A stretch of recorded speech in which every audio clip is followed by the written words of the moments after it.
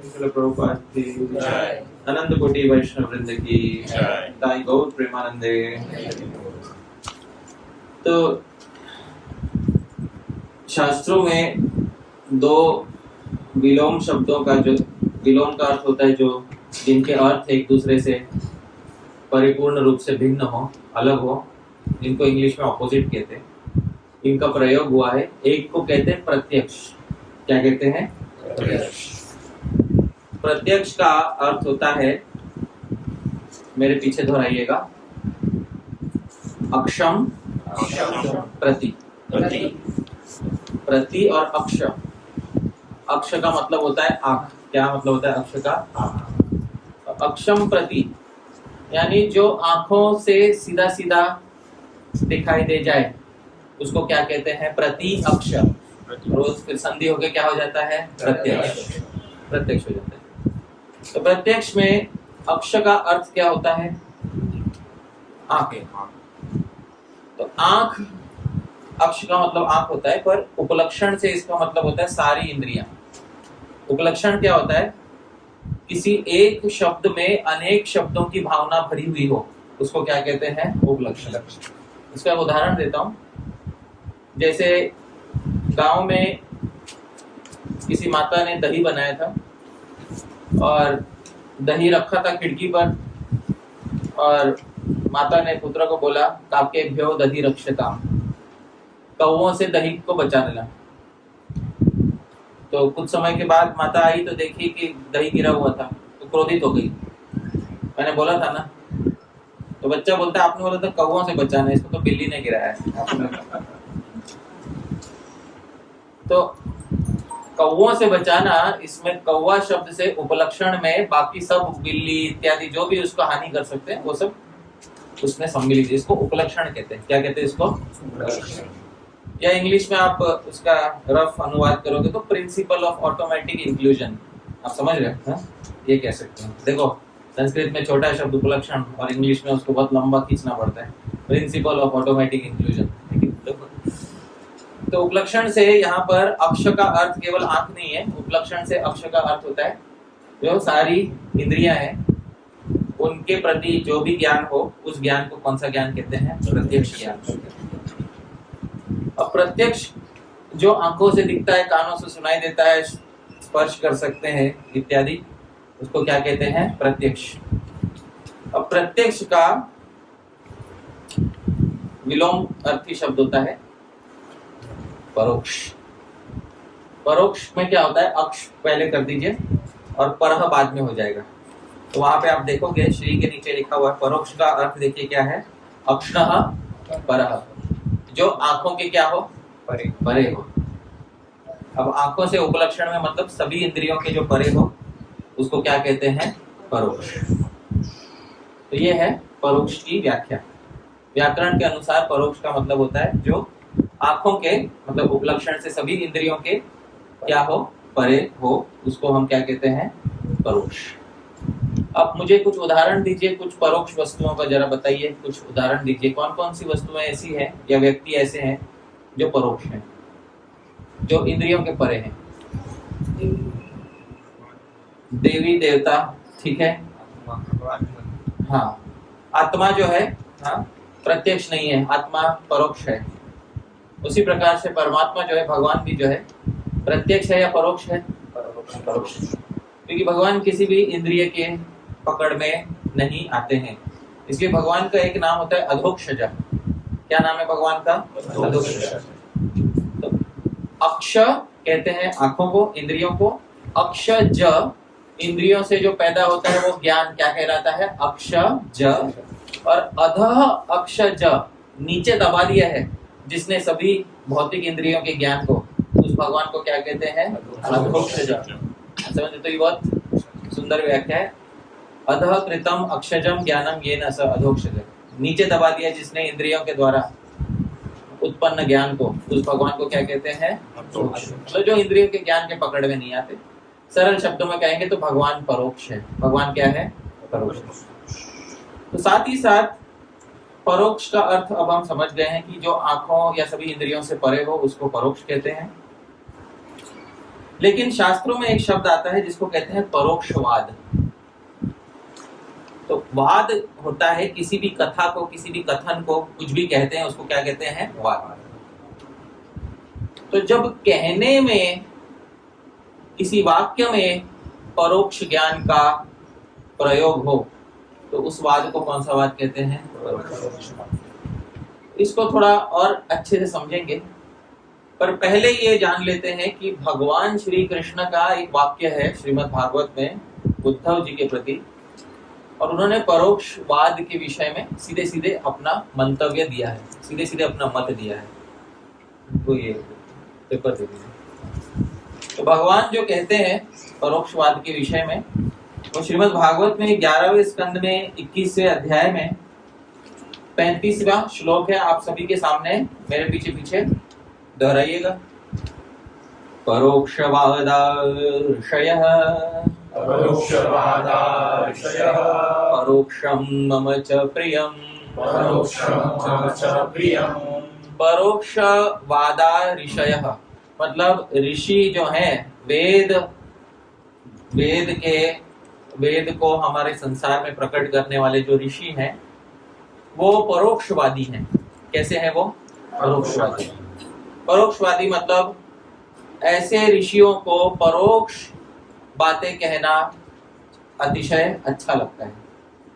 तो ऋषि जो है सारे के सारे कौन से वाद में विश्वास रखने वाले हैं? परोक्षवाद में विश्वास रखने वाले हैं। ये तो ऋषियों की बात हुई जो वेद इत्यादि शास्त्रों के प्रकाश करने वाले हैं, जो उनकी बात हुई। भगवान, आप वेद पुरुष हैं, आपका परोक्ष विषय में क्या कहना है? तो बोलते हैं परोक्षम मम च प्रियम। और ये जो परोक्ष है मुझे अतिशय क्या है? प्रिय है। तो भगवान स्वयं कहते हैं कि परोक्ष मुझे बहुत प्रिय है। अब परोक्ष का अर्थ क्या होता है? तो परोक्ष का अर्थ लगाने में हमें सहायता करने के लिए आने वाले हैं श्रीधर स्वामी। और श्री चैतन्य महाप्रभु कहते हैं, श्रीधर स्वामी गुरु गरिमानी, श्रीधर अनुगत करो भागवत व्याख्यान। एक बार श्रीधर स्वामी ने निष्कर्ष दे दिया, उसको तत्व जान लो और उसको यथारूप स्वीकार कर लो। उसमें आगे पीछे कुछ जोड़ने की आवश्यकता नहीं है, क्योंकि जो वो बताएंगे वो परिपूर्ण रूप से शुद्ध है, परिपूर्ण रूप से सुसंस्कृत है। चलो, श्रीधर स्वामी कहते हैं, मेरे पीछे कहिएगा नीचे, यत्र अन्यथा स्थितः अर्थः संगोपयितुम् अन्यथा कृत्वा उच्यते सपरोक्षवादः। श्रीधर स्वामी अपनी टीका में बताते हैं, पर इस श्लोक की टीका में नहीं, किसी दूसरे श्लोक की टीका में बताते हैं कि यत्र अन्यथा स्थितः अर्थ, मूल अर्थ कहीं और ही है, पर उसको संगोपयितुम, उसको छुपाना है, छुपाकर बोलना है, इसीलिए अन्यथा कृत्वा उच्यते, उसको कुछ और करके ही कह दिया जाता है। तो ऐसे वाक्य को कौन सा वाद कहते हैं? परोक्ष। इनडायरेक्ट आप बोल सकते हो। इनडायरेक्ट क्या होता है? इनडायरेक्ट शब्द ना जो है बहुत वो हाँ, आप कह सकते हो क्रिप्टिक। आप समझ रहे हो ना? अंग्रेजी में क्या कह सकते हो? क्रिप्टिक। क्रिप्टिक स्पीच जिसको बोलते हैं हम। क्रिप्टिक का अर्थ क्या होता है अंग्रेजी में? कोई बता सकता है क्या होता है? What is the meaning of cryptic? Enigmatic या क्रिप्टिक? कोडेड। हाँ, कोडेड। उसको कोडिंग क्यों किया जाता है? हाँ, तो कुछ मूल अर्थ होता है, उसको छुपाना होता है, और छुपा के फिर कुछ और ही अर्थ सामने आता है, और जो सही व्यक्ति होता है, जानकार व्यक्ति होता है, उसी को मूल अर्थ समझ में आता है, बाकियों को नहीं समझ में आता। हाँ, तो इसको कहते हैं परोक्षवाद। क्या कहते हैं इसको? परोक्षवाद। ठीक है। अब आतंकवादी कोई होता है ना, उसको शहर में बम प्लांट करना होता है कि नहीं? हाँ। तो पुलिस के द्वारा पकड़ा ना जाए तो इसलिए वो बोलता है हाँ डॉक्यूमेंट रख दिया, हाँ रख दिया। आप समझ में? हाँ, फोन पे बोलता है हाँ डॉक्यूमेंट रख दिया, हाँ रख दिया। समझ? तो यहाँ पे डॉक्यूमेंट का अर्थ क्या होता है? हाँ, तो वैसे ही ये कौन सा वाद हुआ? परोक्षवाद। तो जब ये वेदों में होता है तब भगवान बोलते हैं परोक्षम मम च प्रिय, तब मुझे परोक्ष क्या है, अतिशय प्रिय है, साधारण जीवन में नहीं। हाँ? तो जब ये वेदों में आता है ये बात, तब इसको कौन सा बात कहते हैं, परोक्षवाद। ये भगवान को अतिशय क्या होता है, प्रिय होता है। देखो क्या दिन प्रतिदिन के उदाहरण देने से साफ हो जाता है, नहीं तो परोक्षवाद का एक सिंपल उदाहरण दे दिया जिससे हम सब लोग अच्छे खासे हम परिचित है। तो इसीलिए इसको परोक्षवाद कहते हैं। अब आगे आपको संशय नहीं होगा परोक्षवाद क्या होता है। तो कोई एक सत्य होता है पर उस सत्य को छुपाना है, छुपा के किसी और तरीके से कहना है ताकि केवल जो अधिकारी व्यक्ति है वही उसे समझ पाए, अन्यों की समझ में ना आवे। जब ऐसे वाक्य बोले जाते हैं, ऐसे वाक्य को क्या कहते हैं, परोक्षवाद कहते हैं। श्रीधर स्वामी की व्याख्या से अब हमें समझ में आ गया परोक्षवाद क्या है। चलिए, ये तो दिन प्रतिदिन में परोक्षवाद क्या होता है उसका उदाहरण दे दिया मैंने। पर बात यह है कि यही परोक्षवाद हमारे जीवन को बहुत रसपूर्ण बनाता है। आप समझ रहे हैं? जैसे कोई बच्चा है, वो एग्जाम में फेल हो गया है? और घर आया तो माता पिता को पता चला कि बच्चा एग्जाम में क्या हो गया, फेल हो गया। तो पिता को जैसे ही पता चला कि बच्चा फेल हो गया एग्जाम में, तो पिता बोलता देखो कितना सयाना बच्चा है मेरा। आप समझ रहे हैं? तो यहाँ सयाना का क्या अर्थ हुआ, सच में सयाना? तो हाँ, उसके बहुत सारे अर्थ हुए। आप समझ रहे हैं? उसके बहुत सारे अर्थ हुए। पिताजी के एक वाक्य में जो गंभीर गूढ़ तत्व छुपा हुआ है उसको केवल वो अधिकारी पुत्र ही जान सकता है। तो पुत्र ही अधिकारी है पिता के परोक्षवाद को समझने में, और वो परोक्ष जल्दी प्रत्यक्ष भी हो जाएगा, है कि नहीं? तो जब पिता कह रहे अरे वाह क्या सयाना बेटा है, रिपोर्ट कार्ड लाया है, सब में अंडे लेकर आया है, और मुझसे कह रहा है पिताजी साइन कर दीजिए, है कि नहीं? तो ऐसा, तो इसको कवि लोग बहुत प्रयोग करते हैं काव्य में, और जब काव्य में इसका प्रयोग होता है तो इसका नाम पड़ जाता है ध्वनि। क्या नाम पड़ जाता है? ध्वनि। ध्वनि क्या होता है? एक सिद्धांत है काव्य का। ध्वनि क्या होता है ये मैं बताता हूँ। ध्वनि जो है, जब कवि कुछ कविता में कहता है पर उसके कहने के पीछे कुछ इंगित अर्थ होता है, कहता कुछ है और उसके पीछे अर्थ कुछ दूसरा ही उसको चाहिए, तो उसको उस छुपे हुए अर्थ को क्या कहते हैं? ध्वनि। परोक्षवाद जैसा ही है, पर काव्य में इसका दूसरा नाम पड़ गया है। कविता के क्षेत्र में इसका नाम क्या पड़ गया है? ध्वनि। ध्वनि नाम पड़ गया है। जिसको वेदों में परोक्षवाद कहते हैं, काव्य में उसी का नाम क्या पड़ गया है? ध्वनि। तो बहुत सारे उदाहरण हैं काव्य में, वेदों में, पुराणों में इत्यादि, बहुत जगह पर उदाहरण है परोक्षवाद का या ध्वनि का। पर श्री कवि कर्णपुर जो हमारे गौड़ीय वैष्णव आचार्य हैं, और गौड़ीय वैष्णव आचार्यों में इनके ग्रंथों का अध्ययन बहुत कम हुआ है, ऐसा मैं मानता हूँ। इनके ग्रंथों का अध्ययन काफी कम हुआ है। जैसे अन्य जो 6 गोस्वामी है, श्री रूप सनातन, श्री जीव गोस्वामी, श्री गोपाल भट्ट गोस्वामी, इनके ग्रंथों का अध्ययन प्रचुर मात्रा में हुआ है। किंतु श्री कवि कर्णपुर, इनके ग्रंथों का अध्ययन जो है ये थोड़ा कम मात्रा में हुआ है। पर इनका जो विद्वत्ता है वो अद्वितीय है, मतलब ये अद्वितीय विद्वत्ता के धनी हैं। इनका नाम ही है कवि कर्णपुर। इन्होंने बचपन में श्री चैतन्य महाप्रभु का जो पैर का अंगूठा है उसका रस आस्वादन करने का इनको अवसर मिला था। तो इनका नाम था पुरीदास, नाम था। क्या नाम था? पुरीदास। उसके बाद ये अतिशय प्रतिभा के धनी कवि हुए। कर्णपुर, कर्णपुर कहते हैं, कर्ण का जो आभूषण रहता है उसको क्या कहते हैं? कर्णपुर। कर्णपुर नहीं होता, छोटी ऊ नहीं, लंबी ऊ, कर्णपुर, कर्णपुर कहते हैं। तो कान को जो पूरा करता है उस आभूषण को क्या कहते हैं? कर्णपुर। और कवि, सभी कवि यदि एक पुरुष हो, उस पुरुष की शोभा बढ़ाने वाला कौन है? कवि कर्णपुर। तो सभी कवियों का संप्रदाय यदि पुरुष के समान हो, तो उस कवियों के संप्रदाय के कानों की शोभा बढ़ाने वाला उस व्यक्ति का नाम क्या है? कवि कर्णपुर। ये नाम है उनका। कवि कर्णपुर ने काव्य के ऊपर ग्रंथ लिखा, उसका नाम है अलंकार कौस्तुभ। अलंकार कौस्तुभ में कवि कर्णपुर कहते हैं, मेरे पीछे पीछे गाइएगा। शरीरं शब्दार्थौ ध्वनिरसव आत्मा अखिल रस। शरीरं शब्दार्थौ ध्वनिरसव आत्मा अखिल रस। अगर कविता एक पुरुष है, यदि कविता की तुलना किससे की जाए? पुरुष। जीते जागते मनुष्य से तुलना की जाए तो उस कविता रूपी पुरुष का शरीर जो है दो चीजों का बना होगा। कौन सी दो चीजों का? शब्द और अर्थ।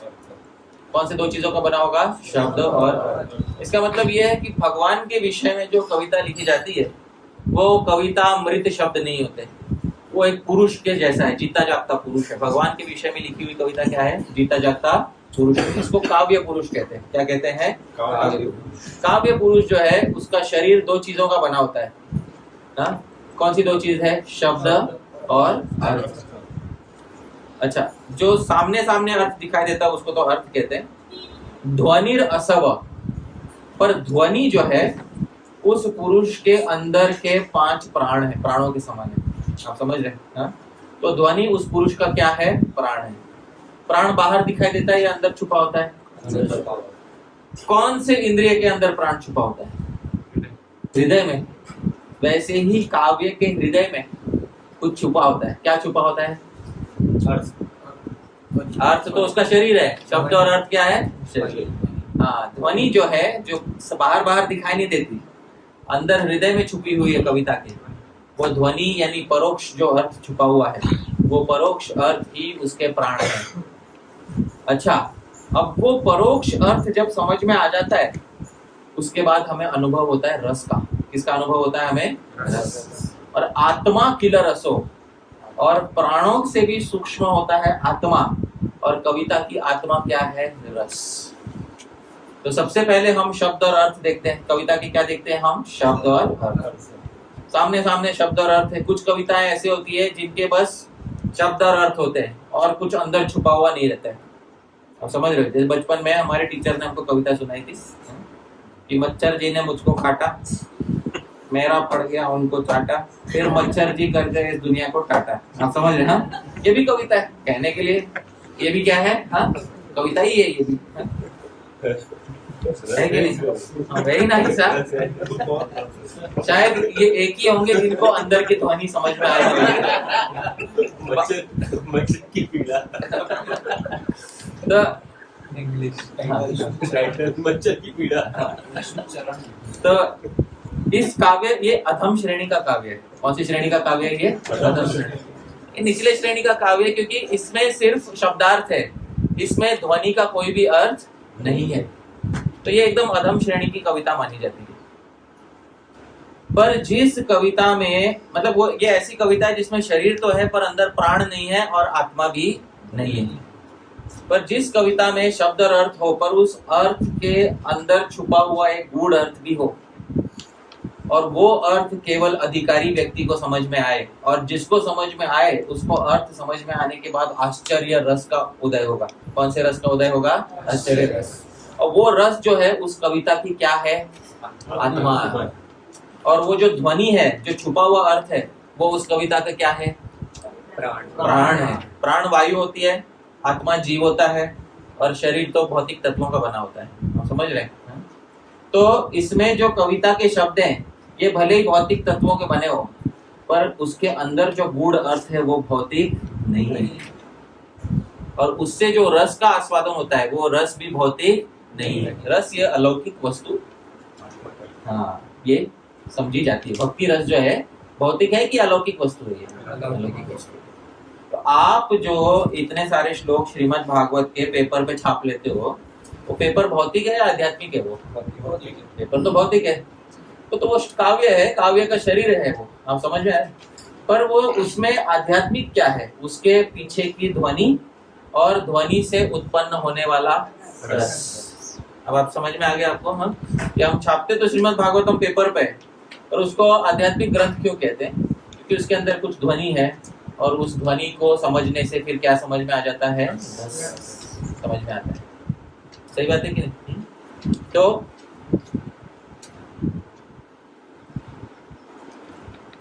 अब वेदों में बहुत परोक्षवाद है। जैसे भगवान ने कहा था परोक्षवादा ऋषय। ऋषि सब कैसे, वो कौन से वाद के समर्थन करने वाले हैं? परोक्षवाद के समर्थन करने वाले। ऋषि छोड़ो, भगवान खुद परोक्षवादी है। ऊर्ध्वमूलम अधः शाखा अश्वत्थम प्राहुरव्ययम छंदांसि यस्य पर्णानि यस्तम वेद स वेदवित्। पता है किसी को ये श्लोक भगवद गीता का? 15वें अध्याय में पहला श्लोक है ये गीता के। ऊर्ध्वमूलम अधः शाखा। राजबरी से श्लोक क्या अर्थ है श्लोक का? उसके मूल ऊपर।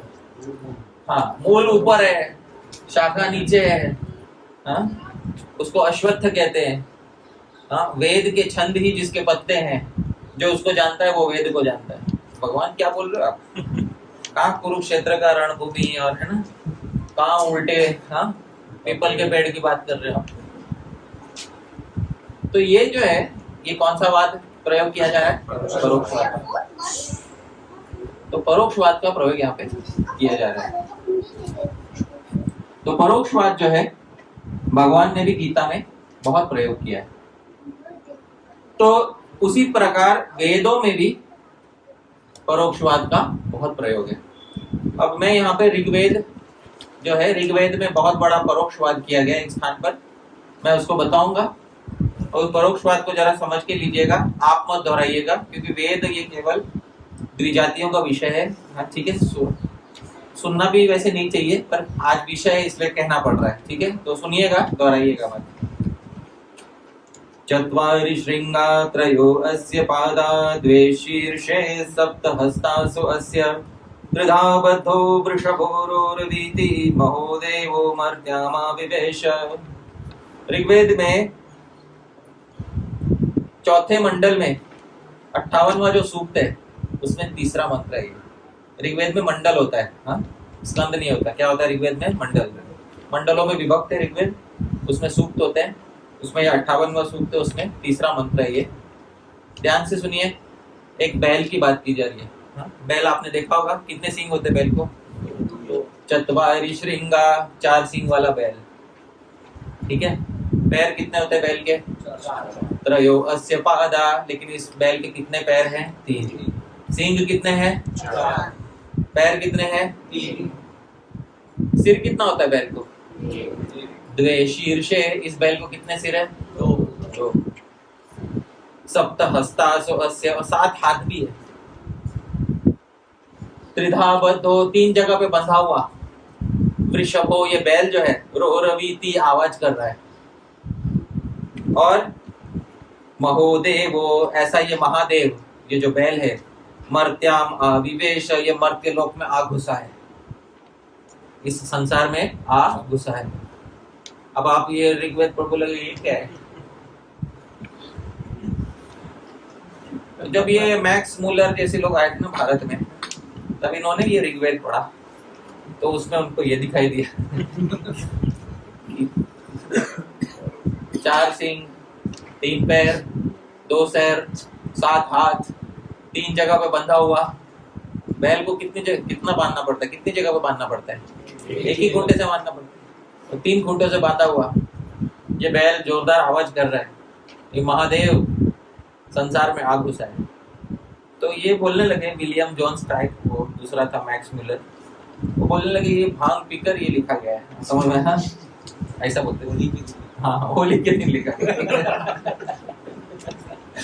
तो ये लोग, ये जो वेद है गडरियों के गीत है। गडरिया समझ में? गडरियों के गीत समझ में आता है क्या, किसको कहते हैं? हाँ, तो ये प्रलाप है, ये किसी का भांग पी के किसी ने प्रलाप किया है। तो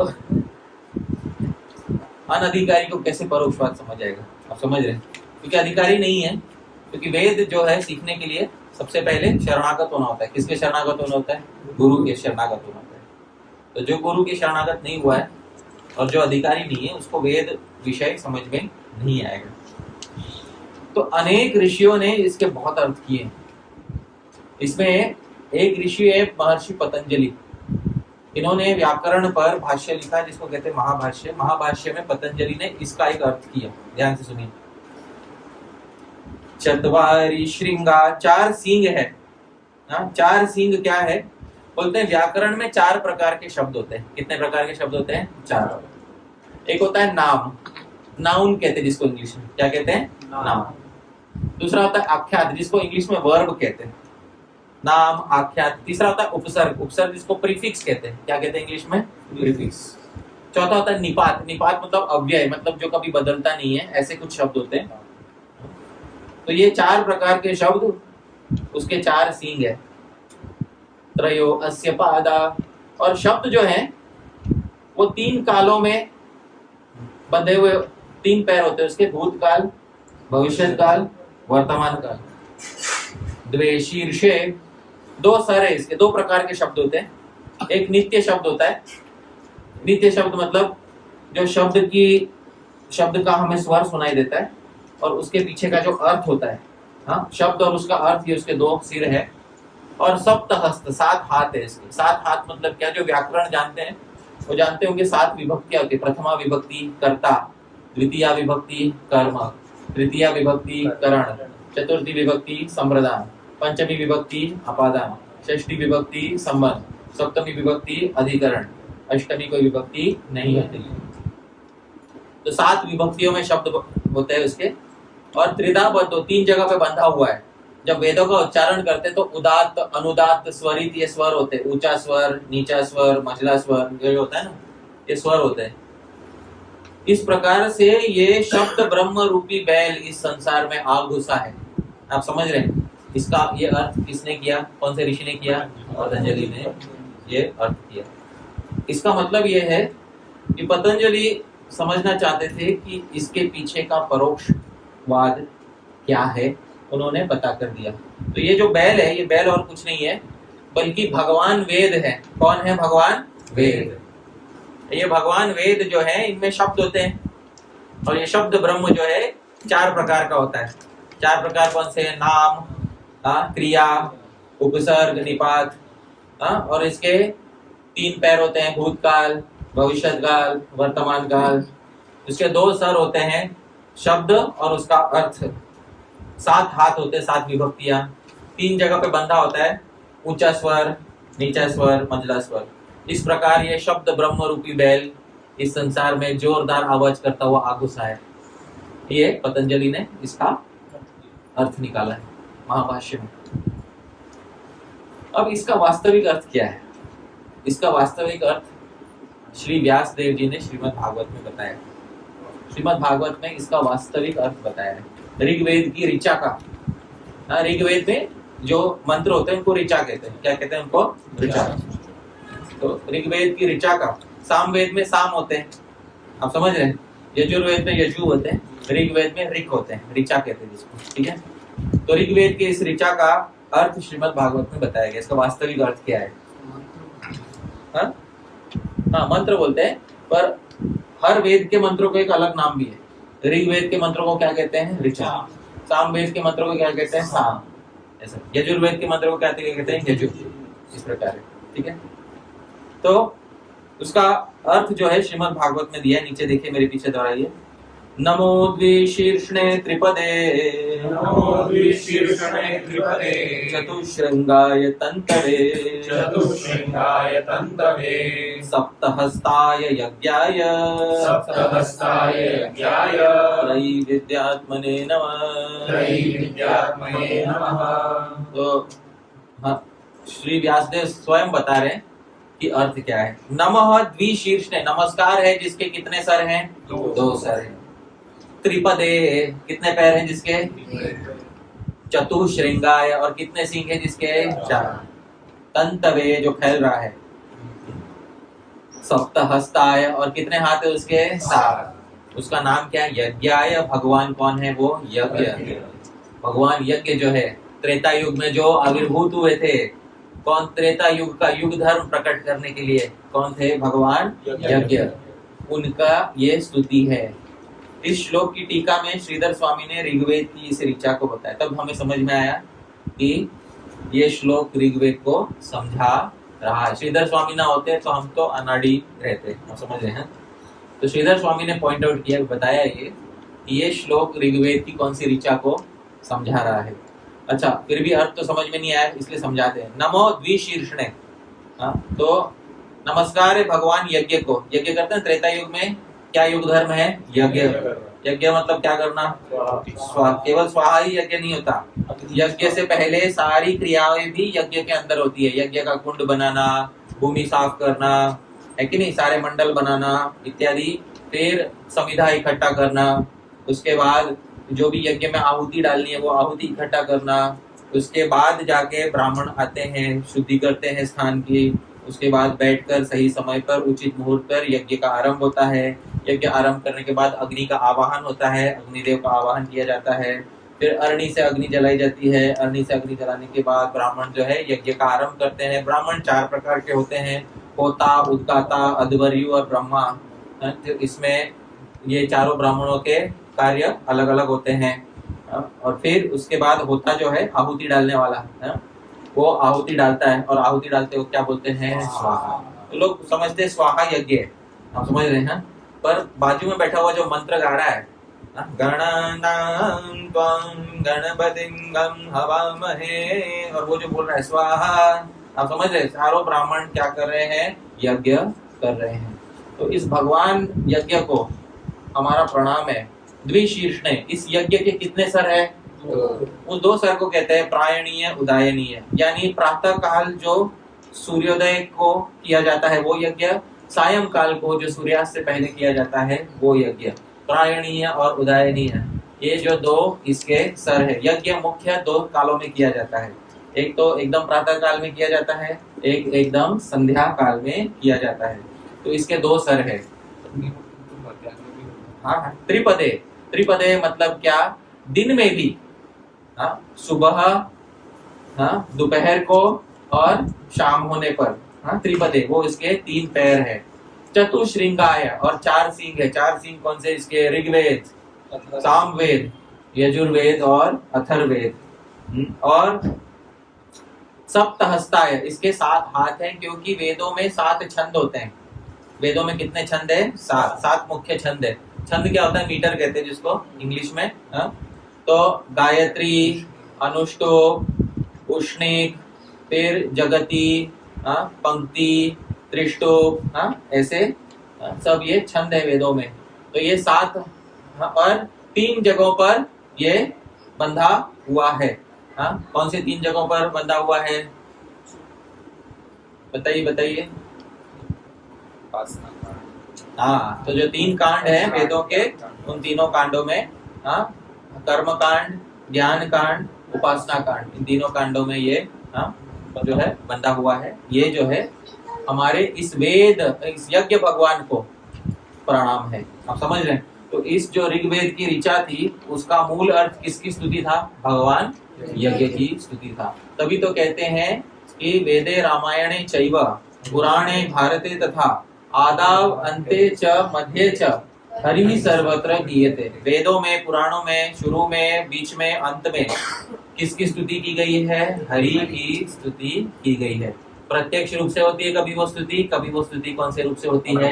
परोक्ष रूप से स्तुति होती है। सही बात है कि नहीं? तो ये जो वेदों में स्तुति थी, चत्वारि श्रृंगा त्रयो अस्य पादा, ये प्रत्यक्ष रूप से भगवान की यज्ञ की स्तुति थी या परोक्ष रूप से थी? परोक्ष। तो इस प्रकार से परोक्ष रूप से या प्रत्यक्ष रूप से, सब रूप से भगवान की ही स्तुति वेदों में की गई है। इसलिए गीता में भगवान कहते हैं वेदैश्च सर्वैः अहमेव वेद्यो। सारे वेदों के द्वारा कौन जानने लायक है? मैं, श्री कृष्ण जानने लायक। और जो जान गया वो सच में वेद समझ गया। आप समझ रहे? तो ये जो है, नहीं तो मैक्स मिलर बन जाएगा। ठीक है, तो ऐसा नहीं होना चाहिए। अपरोक्ष तो परोक्ष का उल्टा होता है, और परोक्ष का उल्टा क्या होता है? प्रत्यक्ष। तो अपरोक्ष ज्ञान जो कहते हैं, अपरोक्ष का मतलब क्या होता है? प्रत्यक्ष ज्ञान, ये बात है। तो अपरोक्ष ये समानार्थी है प्रत्यक्ष का। ठीक है, अब ऐसा ही परोक्षवाद श्रीमद् भागवत के 4थे स्कंद में भी आता है। 25वें अध्याय में नारद मुनि एक ऐसी विचित्र कथा कहने लगते हैं, जिसपे पुरंजन नाम का हाँ, एक कथा का नायक है। अब पुरंजन का क्या अर्थ होता है, कोई बता सकता है मुझे? हाँ, पुरंजन क्या कौन है? हाँ, पुर किसको कहते हैं? हाँ, जो किला होता है, हाँ, उसको क्या कहते हैं? पुर। या नगरी होती है, वास्तव में नगरी जो होती है या किला होता है उसको क्या कहते हैं? पुर। तो उससे संबंधित जो जन होता है, उससे संबंधित जो व्यक्ति होता है, मुख्य जन जो है, उसको क्या कहते हैं? पुरंजन। नारद मुनि ऐसे पुरंजन नाम का एक व्यक्ति था, उसका एक बहुत अच्छा मित्र था, मित्र का नाम था अविज्ञात। क्या नाम था मित्र का? अविज्ञात। अब वो अविज्ञात नाम का मित्र तो था जो हमेशा उसके साथ रहता था। पुरंजन बहुत सारे शहरों में, नगरों में घूमा, लेकिन उसे कुछ आनंद नहीं मिला। अंत में फिर उसे एक ऐसा नगर दिखाई दिया जिसमें 9 द्वार थे। समझ में आ रहा है? हाँ? उस नगरी में, 9 द्वारों की नगरी में जाके पुरंजन बस गया। अब उस पुरंजन 9 द्वारों की नगरी में बस गया और फिर उस नगरी का विस्तार से वर्णन करते हैं।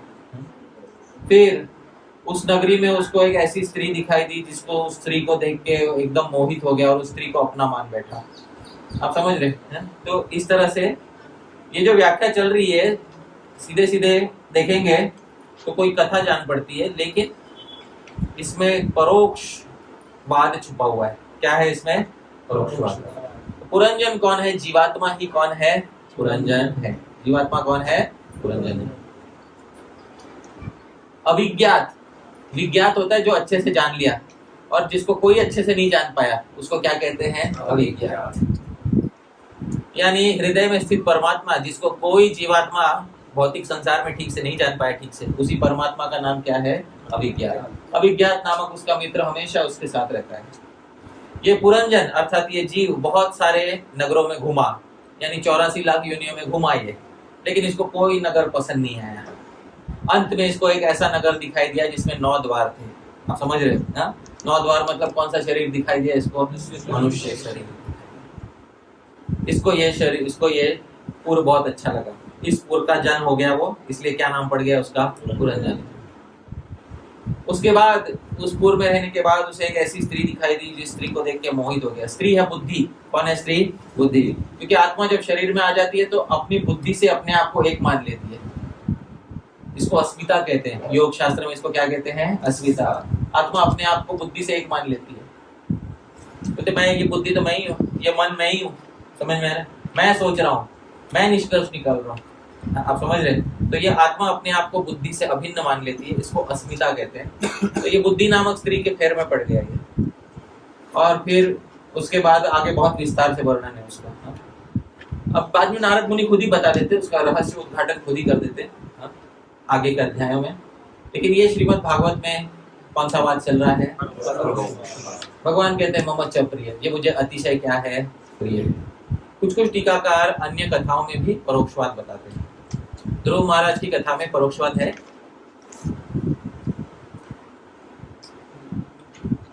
क्या ध्रुव महाराज की कथा में परोक्षवाद है? निकाले, ठीक है। तो क्या ध्रुव महाराज की कथा में परोक्षवाद है? लगता तो नहीं है। किंतु जब मैं नासिक गया था तो जहाँ श्री हरि सूर्य जी का संप्रदाय है, उन संप्रदाय में समझाते हैं कि ध्रुव महाराज की कथा में भी एक स्तर पे, यद्यपि वो कथा ऐतिहासिक है, इतिहास में हुई है, पर जो नामकरण किया है व्यासदेव ने वो बहुत सोच समझ के नामकरण किया है। ध्रुव के पिता का नाम क्या है? उत्तानपाद। कौन होता है? राजा होता है। वो तो हमें भी पता है कि उत्तानपाद राजा है। नहीं, वो तो ठीक है, वो तो ऐतिहासिक रूप से सही बात है कि उत्तानपाद स्वयंभू मनु के पुत्र है, ठीक है, वो हम जानते हैं। उत्तानपाद वास्तव में परोक्ष अर्थ निकाले, उत्तानपाद कौन होता है? उत्तान का अर्थ होता है ऊपर किया हुआ, और पाद किसको कहते हैं? पैर। गर्भ में जीव क्या होता है? उत्तानपाद होता है। आप समझ रहे हैं? गर्भ में जीव क्या होता है? उत्तानपाद होता है। इसलिए जो भौतिक संसार में जो जीव है, जो एक गर्भ से दूसरे गर्भ में जाता है, जिसको हम इंग्लिश में कंडीशन सोल या हिंदी में बद्ध जीव कहेंगे, बद्ध जीव का ही एक दूसरा नाम क्या है? उत्तानपाद। उत्तानपाद जब बाहर आता है, संसार में आता है, तो उसके सामने 2 प्रवृत्तियां हैं जिसके मोह में पड़ जाता है वो। एक जो इंद्रियों को अच्छी लगती है जिसको कहते हैं सुरुचि, और एक जो उसके जीवन में बहुत लाभदायी होने वाली है उसका नाम क्या होता है? सुनीति।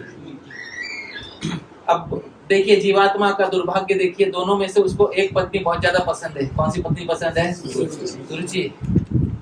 क्योंकि जब वो सुरुचि का संग करता है तो जो उससे प्राप्त होता है उसको प्राप्त होता है उत्तम। कौन प्राप्त होता है? उत्तम। इस संसार के उत्तम से उत्तम भोग प्राप्त होते हैं उसको। और लेकिन सुनीति का संग करे तो फिर उसको कौन प्राप्त होता है? ध्रुव। भगवान के विषय में कौन सी पत्नी प्राप्त होती है? निश्चय। भगवान के विषय में निश्चय प्राप्त। दुर्भाग्य इसका ये कि अपनी गोद पे ये किसको बिठाए रखता है? ये उत्तम को बिठाता है, पर ये अपनी गोद पे किसको नहीं बिठाता? ध्रुव को नहीं बिठाता। देखिए हाँ, सुरुचि बैठने नहीं देती। देखिए टीकाकार यहीं पर है।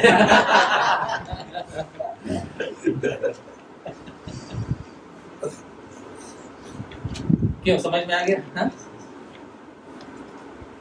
प्रति श्लोके प्रति अक्षरे नाना अर्थ करे, कृष्ण तुल्य भागे। कृष्ण के समान है श्रीमद् भागवतम।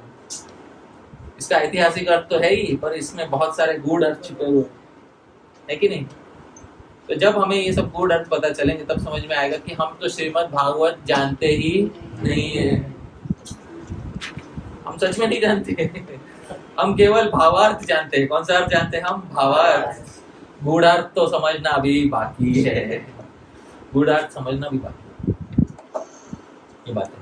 जो भावार्थ समझ लिया वही खुद को विद्वान समझने लग जाता है। आप समझ रहे हैं? इसलिए कहते हैं विद्यावताम भागवते परीक्षा। जो सच में विद्वान है उसकी परीक्षा कौन से शास्त्र में होनी चाहिए? भागवत में। क्योंकि व्याकरण इत्यादि के अर्थ तो कोई भी निकाल सकता है, हाँ, पाणिनि सूत्र पढ़ने के बाद। पर गूढ़ार्थ निकालने के लिए आपको सच में कोई मंझा हुआ व्यक्ति चाहिए। ऐसा गूढ़ार्थ निकालने वाला व्यक्ति जो है, क्योंकि गूढ़ार्थ जो होता है वो जो फणस का फल होता है ना, फणस मालूम है किसको कहते हैं? जैकफ्रूट। वो फणस के फल की तरह है, और भावार्थ ही आम के फल की तरह है। भावार्थ निकालना आम का फल का गुदा निकालना है। आप समझ रहे हैं? आसान है या मुश्किल है? और गूढ़ार्थ निकालना है फणस के फल का गुदा निकालने की तरह है। आसान है या कठिन है? ये बहुत कठिन है। तो ये परोक्षवाद जो है ये फणस का फल निकालने जैसे है। तो ये हमें समझना चाहिए। पर जिसने ये अर्थ निकाल लिया उसके लिए शास्त्र के कई नए आयाम खुल जाते हैं। प्रश्न ये उठता है कि क्या हमारे गौड़ीय वैष्णव आचार्य भी परोक्षवाद करते हैं? कभी शास्त्रों में परोक्ष अर्थ निकालते हैं, करते हैं। तो इसका एक उदाहरण भगवत गीता के पहले श्लोक में ही है। धर्म क्षेत्रे कुरुक्षेत्रे समवेता युयुत्सवः मामकाः पांडवाश्चैव किम अकुर्वत संजय। संजय, मेरे पुत्रों ने और पांडु के पुत्रों ने क्या किया? टीका में श्री विश्वनाथ चक्रवर्ती ठाकुर लिखते हैं कुरुक्षेत्र का अर्थ ये है कि भाई गुरुओं का क्षेत्र ये तो है ही, पर जैसे क्षेत्र का एक अर्थ होता है खेत। क्या अर्थ होता है? खेत। खेत में बीज बोने वाला कौन होता है? किसान। अब किसान जो है बीज बोने के पहले खेत में जो कांटे इत्यादि झाड़ी उग गई है उसको पहले निकाल लेता है, इसलिए उसको कृषक कहते हैं। किसान को क्या कहते हैं? कृषक। कृष्ण, कृष्ण ही कृषक तो है। कृष्ण ही इस कुरुक्षेत्र के कौन है? कृषक है। तो जैसे कृषक का काम होता है पहले झाड़ियों को निकालना, साफ करना, उसके बाद ही अच्छे बीज बोना, वैसे ही इस कुरुक्षेत्र शब्द से परोक्षवाद रूप में ये इंगित हो रहा है कि कृषक श्री कृष्ण सबसे पहले कौरव रूपी झाड़ियों को उखाड़ फेंकेंगे, तत्पश्चात पांडव रूपी बीज का यहाँ पे रोपण किया जाएगा। इसी बात को श्रील प्रभुपाद जी ने उसी तात्पर्य में परपोर्ट में लिखा है। आपने पढ़ा होगा कभी, हाँ, कि Krishna is like the farmer, ये सब बातें। ये सब कौन सा बात किया जा रहा था? प्रभुपाद जी ने खुद से लिखा है या उन्होंने श्री विश्वनाथ चक्रवर्ती ठाकुर से पढ़ के लिखा है? उन्होंने श्री विश्वनाथ चक्रवर्ती ठाकुर से पढ़ के वहां पे उन्होंने लिखा है। उनका खुद का नहीं लिखा है, उन्होंने विश्वनाथ चक्रवर्ती ठाकुर से पढ़ के लिखा है। अब परोक्षवाद का अर्थ ये है, कुछ लोग बोलते हैं यही अर्थ है एक्चुअली। गांधी जी की गीता पढ़ोगे, गांधी जी बोले यही अर्थ है एक्चुअली, यही है, बस यही गीता है। 5000 साल पहले कुरुक्षेत्र नाम का कुछ था ही नहीं, ये सब ऐतिहासिक घटना नहीं है। तो वो क्या कर देते हैं, पापड़ की तरह उसको एक ही अर्थ में चपट कर देते हैं। समझ में आ रहा है आपको? हाँ? लेकिन बात ये नहीं है। बात ये है कि ऐतिहासिक रूप में कुरुक्षेत्र की घटना हुई है, पर उसका एक आध्यात्मिक अर्थ भी है। आप समझ रहे हैं? उसका एक आध्यात्मिक अर्थ भी है। जिसका नाम ही धृतराष्ट्र हो, धृतम राष्ट्रम ये न, जिसने पकड़ रखा है, क्या पकड़ रखा है जिसने, उसको व्यासदेव ने क्या नाम दिया, है कि नहीं। व्यासदेव ने जब नाम दिया धृतराष्ट्र, ये धृतराष्ट्र और पांडु किसके पुत्र थे, बोलो बोलो किसके पुत्र थे, व्यास के पुत्र। नामकरण कौन करेगा, व्यास ही करेंगे, आप समझ रहे हैं। व्यास ने अनवर्थ नाम दिया, अनवर्थ का मतलब समझते हैं, हाँ, क्वालिटी के अनुसार नाम दिया। क्या नाम दिया उसको, धृतराष्ट्र। व्यासदेव त्रिकालज्ञ थे, जानते थे भविष्य में ये चिपका रहेगा, हाँ? इसलिए उसका नाम क्या दे दिया, धृतराष्ट्र। दूसरे का नाम क्या दे दिया, उसको पांडु रोग हो गया था। समझ, पांडु रोग क्या होता है, समझते हैं आपको, हाँ। तो इसको हम जिसका, हाँ, सफेद हो जाते थे इसको पूरी चमड़ी, हाँ, vitiligo, thank you, vitiligo, Pandu रोग, विटिलिगो, तो पांडु रोग हो गया था उसको। तो जो बहुत ज्यादा सफेद दिखाई देते हैं, हाँ, उसको कौन सा रोग कहते हैं, पांडु रोग, ये बात है, ठीक है। तो ये पहले से ही नामकरण हो गया था, हाँ, पांडु और धृतराष्ट्र। तो पांडु जो है शापवश उनका देह त्याग हुआ।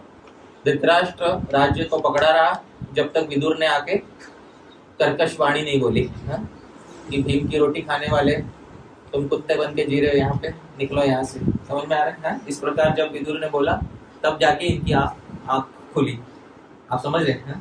क्योंकि धृतराष्ट्र केवल जन्म से अंधा नहीं था, धृतराष्ट्र जो है, हाँ, वो ज्ञान से भी अंधा था, हाँ, अज्ञान तिमिरांधस्य, वो धृतराष्ट्र के लिए यथारूप में लागू होता है। उसी प्रकार से भक्ति काल में जो भक्ति का जब आंदोलन हुआ, बहुत सारे भक्ति के कवि हुए, उसमें से अनेक कवियों ने परोक्षवाद का प्रयोग किया है। उसमें से रामानंदी संप्रदाय में कबीर नामक कवि हुए, यद्यपि ये निर्विशेषवादी है। कौन सा वादी है ये, निर्विशेषवादी है। फिर भी इन्होंने अपनी कुछ कविताओं में भक्ति से लेकर कुछ परोक्षवाद किया है। ये एक कविता यहाँ पर उनकी है, कोई सारी कविता नहीं है, कुछ 2-3 पंक्तियां केवल परोक्षवाद दिखाने के लिए। तो कहते हैं, चदरिया झीनी रे झीनी राम नाम रस भीनी। तो चदरिया झीनी मतलब भीग गई, चादर भीग गई हमारी, और कौन से रस से भीग गई, राम नाम के रस से भीग गई, चदरिया झीनी रे झीनी। तो बोलते अष्ट कमल का चरखा बनाया। ये चादर कैसे बनाई, पहले 8 कमल का चरखा था। अब 8 कमल का चरखा मतलब क्या, जो शरीर होता है उसमें चक्र होता है, आप समझ रहे हैं, हाँ, आप समझ रहे हैं, हाँ। अष्ट कमल का चरखा बनाया, 5 तत्व की पूनी, और धागा 5 तत्वों का था। कितने तत्वों का था, 5 तत्वों। तो ये जो चक्र होते हैं ये सेंटर ऑफ बॉडी होते हैं, आप समझ रहे हैं, शरीर के मध्य भाग में होते हैं। उसके आजू बाजू में धागा लपेटा गया है, और धागा कितने तत्वों का बना हुआ है, 5 तत्वों का। हाँ, 9-10 मास बुनन में लगे, और बुनने को कितने महीने लगे, 9-10 महीने लगे। मूर्ख मैली की नहीं, मूर्ख ने चादर मैली कर रखी है, समझ में आ रहा है, हाँ। जो व्यक्ति भक्ति नहीं करता वो चादर को क्या कर देता है, मैली कर देता है। चदरिया झीनी रे झीनी, पर मेरे गुरु ने हमारी चादर जन्म से भिगो दी, क्योंकि कबीर जो है वो जन्म से गुरु प्राप्त हो गया था उनको, समझ में आ रहा है, हाँ। तो चदरिया झीनी रे झीनी, पर मेरे गुरु ने चादर मैली नहीं होने दी, मेरे गुरु ने चादर रंग दी।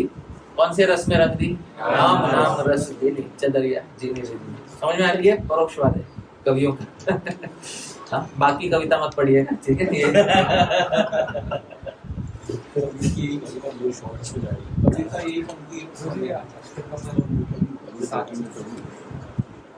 कुछ इसमें 8 भी होते हैं।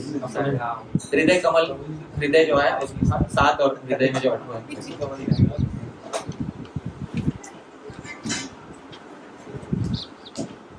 वैसे ही परोक्षवाद के आदि थे हमारे अद्वैत आचार्य। अद्वैत आचार्य जो है उन्होंने परोक्षवाद बहुत अच्छा खासा प्रयोग किया। चैतन्य चरितामृत में चैतन्य महाप्रभु आते हैं। चैतन्य महाप्रभु कुल 48 साल इस पृथ्वी पर रहे, और उनके 2 प्रयोजन थे। चैतन्य महाप्रभु के 2 प्रयोजन क्या थे, एक था उनका अंतरंग प्रयोजन, एक था उनका बहिरंग प्रयोजन। कोई बता सकता है उनका बहिरंग प्रयोजन क्या था चैतन्य महाप्रभु का? नाम संकीर्तन का क्या करना, प्रचार करना। और अंतरंग प्रयोजन क्या था उनका? श्रीमती राधा रानी के भाव का क्या करना, आस्वादन करना। तो श्रीमती राधा रानी के भाव का आस्वादन करना यह उनका अंतरंग प्रयोजन था, और उनका बहिरंग प्रयोजन था संकीर्तन, नाम संकीर्तन का क्या करना, प्रचार करना। पहले 36 साल में उन्होंने मुख्य रूप से बहिरंग प्रयोजन उन्होंने सिद्ध किया, क्योंकि संन्यास ले लिया और दक्षिण भारत की यात्रा की इत्यादि सब कुछ किया उन्होंने। बहुत से लोगों को भगवान के नाम का प्रचार किया, और भगवान के नाम का प्रचार, केवल भगवान के नाम का प्रचार नहीं किया। एक होता है जब चैतन्य चरितामृत में लिखा नाम प्रेम प्रचार, आप समझ रहे, लोग केवल नाम प्रचार करते हैं, लेकिन वास्तविक जो प्रचार है वो कौन सा प्रचार होता है, नाम प्रेम प्रचार। वो नाम दिया और व्यक्ति को प्रेम नहीं मिला अंत में, आप समझ रहे हो, वो ऐसा नहीं होना चाहिए। तो कौन सा प्रचार होना चाहिए, नाम प्रेम। प्रेम नाम कहते, कहीं नाम प्रेम का गया, तो प्रेम नाम जो प्रचार है वो किया है। क्योंकि किसी को बोलते नहीं हरे कृष्णा बोलो, बोलता हाँ हरे कृष्णा, फिर कल उठ के वो वही वैसे ही हो जाते हैं जैसे आज है, समझ में आया। तो वैसा नहीं होना चाहिए। नाम देने के साथ साथ उसको भगवान के विषय में इतनी मति देनी चाहिए, कृष्णा कॉन्शियसनेस देना चाहिए कि उसको कौन सा भक्ति का स्तर प्राप्त हो जाए, प्रेम। तो चैतन्य महाप्रभु ने केवल नाम नहीं दिया, लोगों को साथ साथ क्या दिया, प्रेम भी दिया। तो नाम और प्रेम ये दोनों प्रचार किए चैतन्य महाप्रभु ने। तो नाम और प्रेम प्रचार किया, लेकिन पहले 36 साल ये किया उन्होंने। 36 साल हो गए। जिन्होंने उनको इस पृथ्वी को बुलाया था वो व्यक्ति कौन है, अब अद्वैत आचार्य उनको जगन्नाथपुरी में एक पत्र लिख के कुछ बोलते हैं। देखिए क्या बोलते हैं, नीचे मेरे पीछे बोलिए।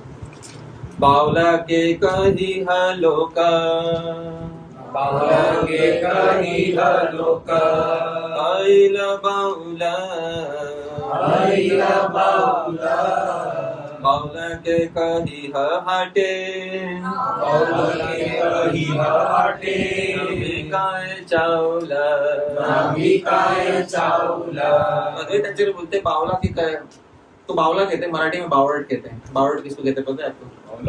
हाँ ठीक है, मतलब पागल है लोग, वो पागल जो है उसको बोलो। हाँ? ये जगदानंद पंडित के हाथों संदेश भिजवाया कि उस पागल को बोलो।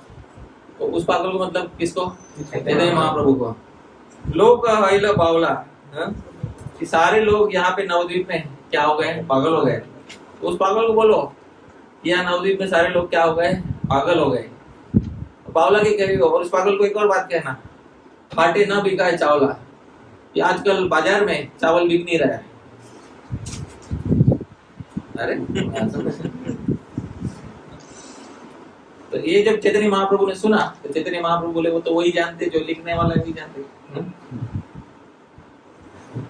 चैतन्य महाप्रभु समझ गए थे इसका अर्थ क्या है। बावला की कही हो तो उस पागल को बोलना कि सब लोग पागल हो गए, मतलब सभी लोगों को यहाँ भगवान का प्रेम मिल चुका है।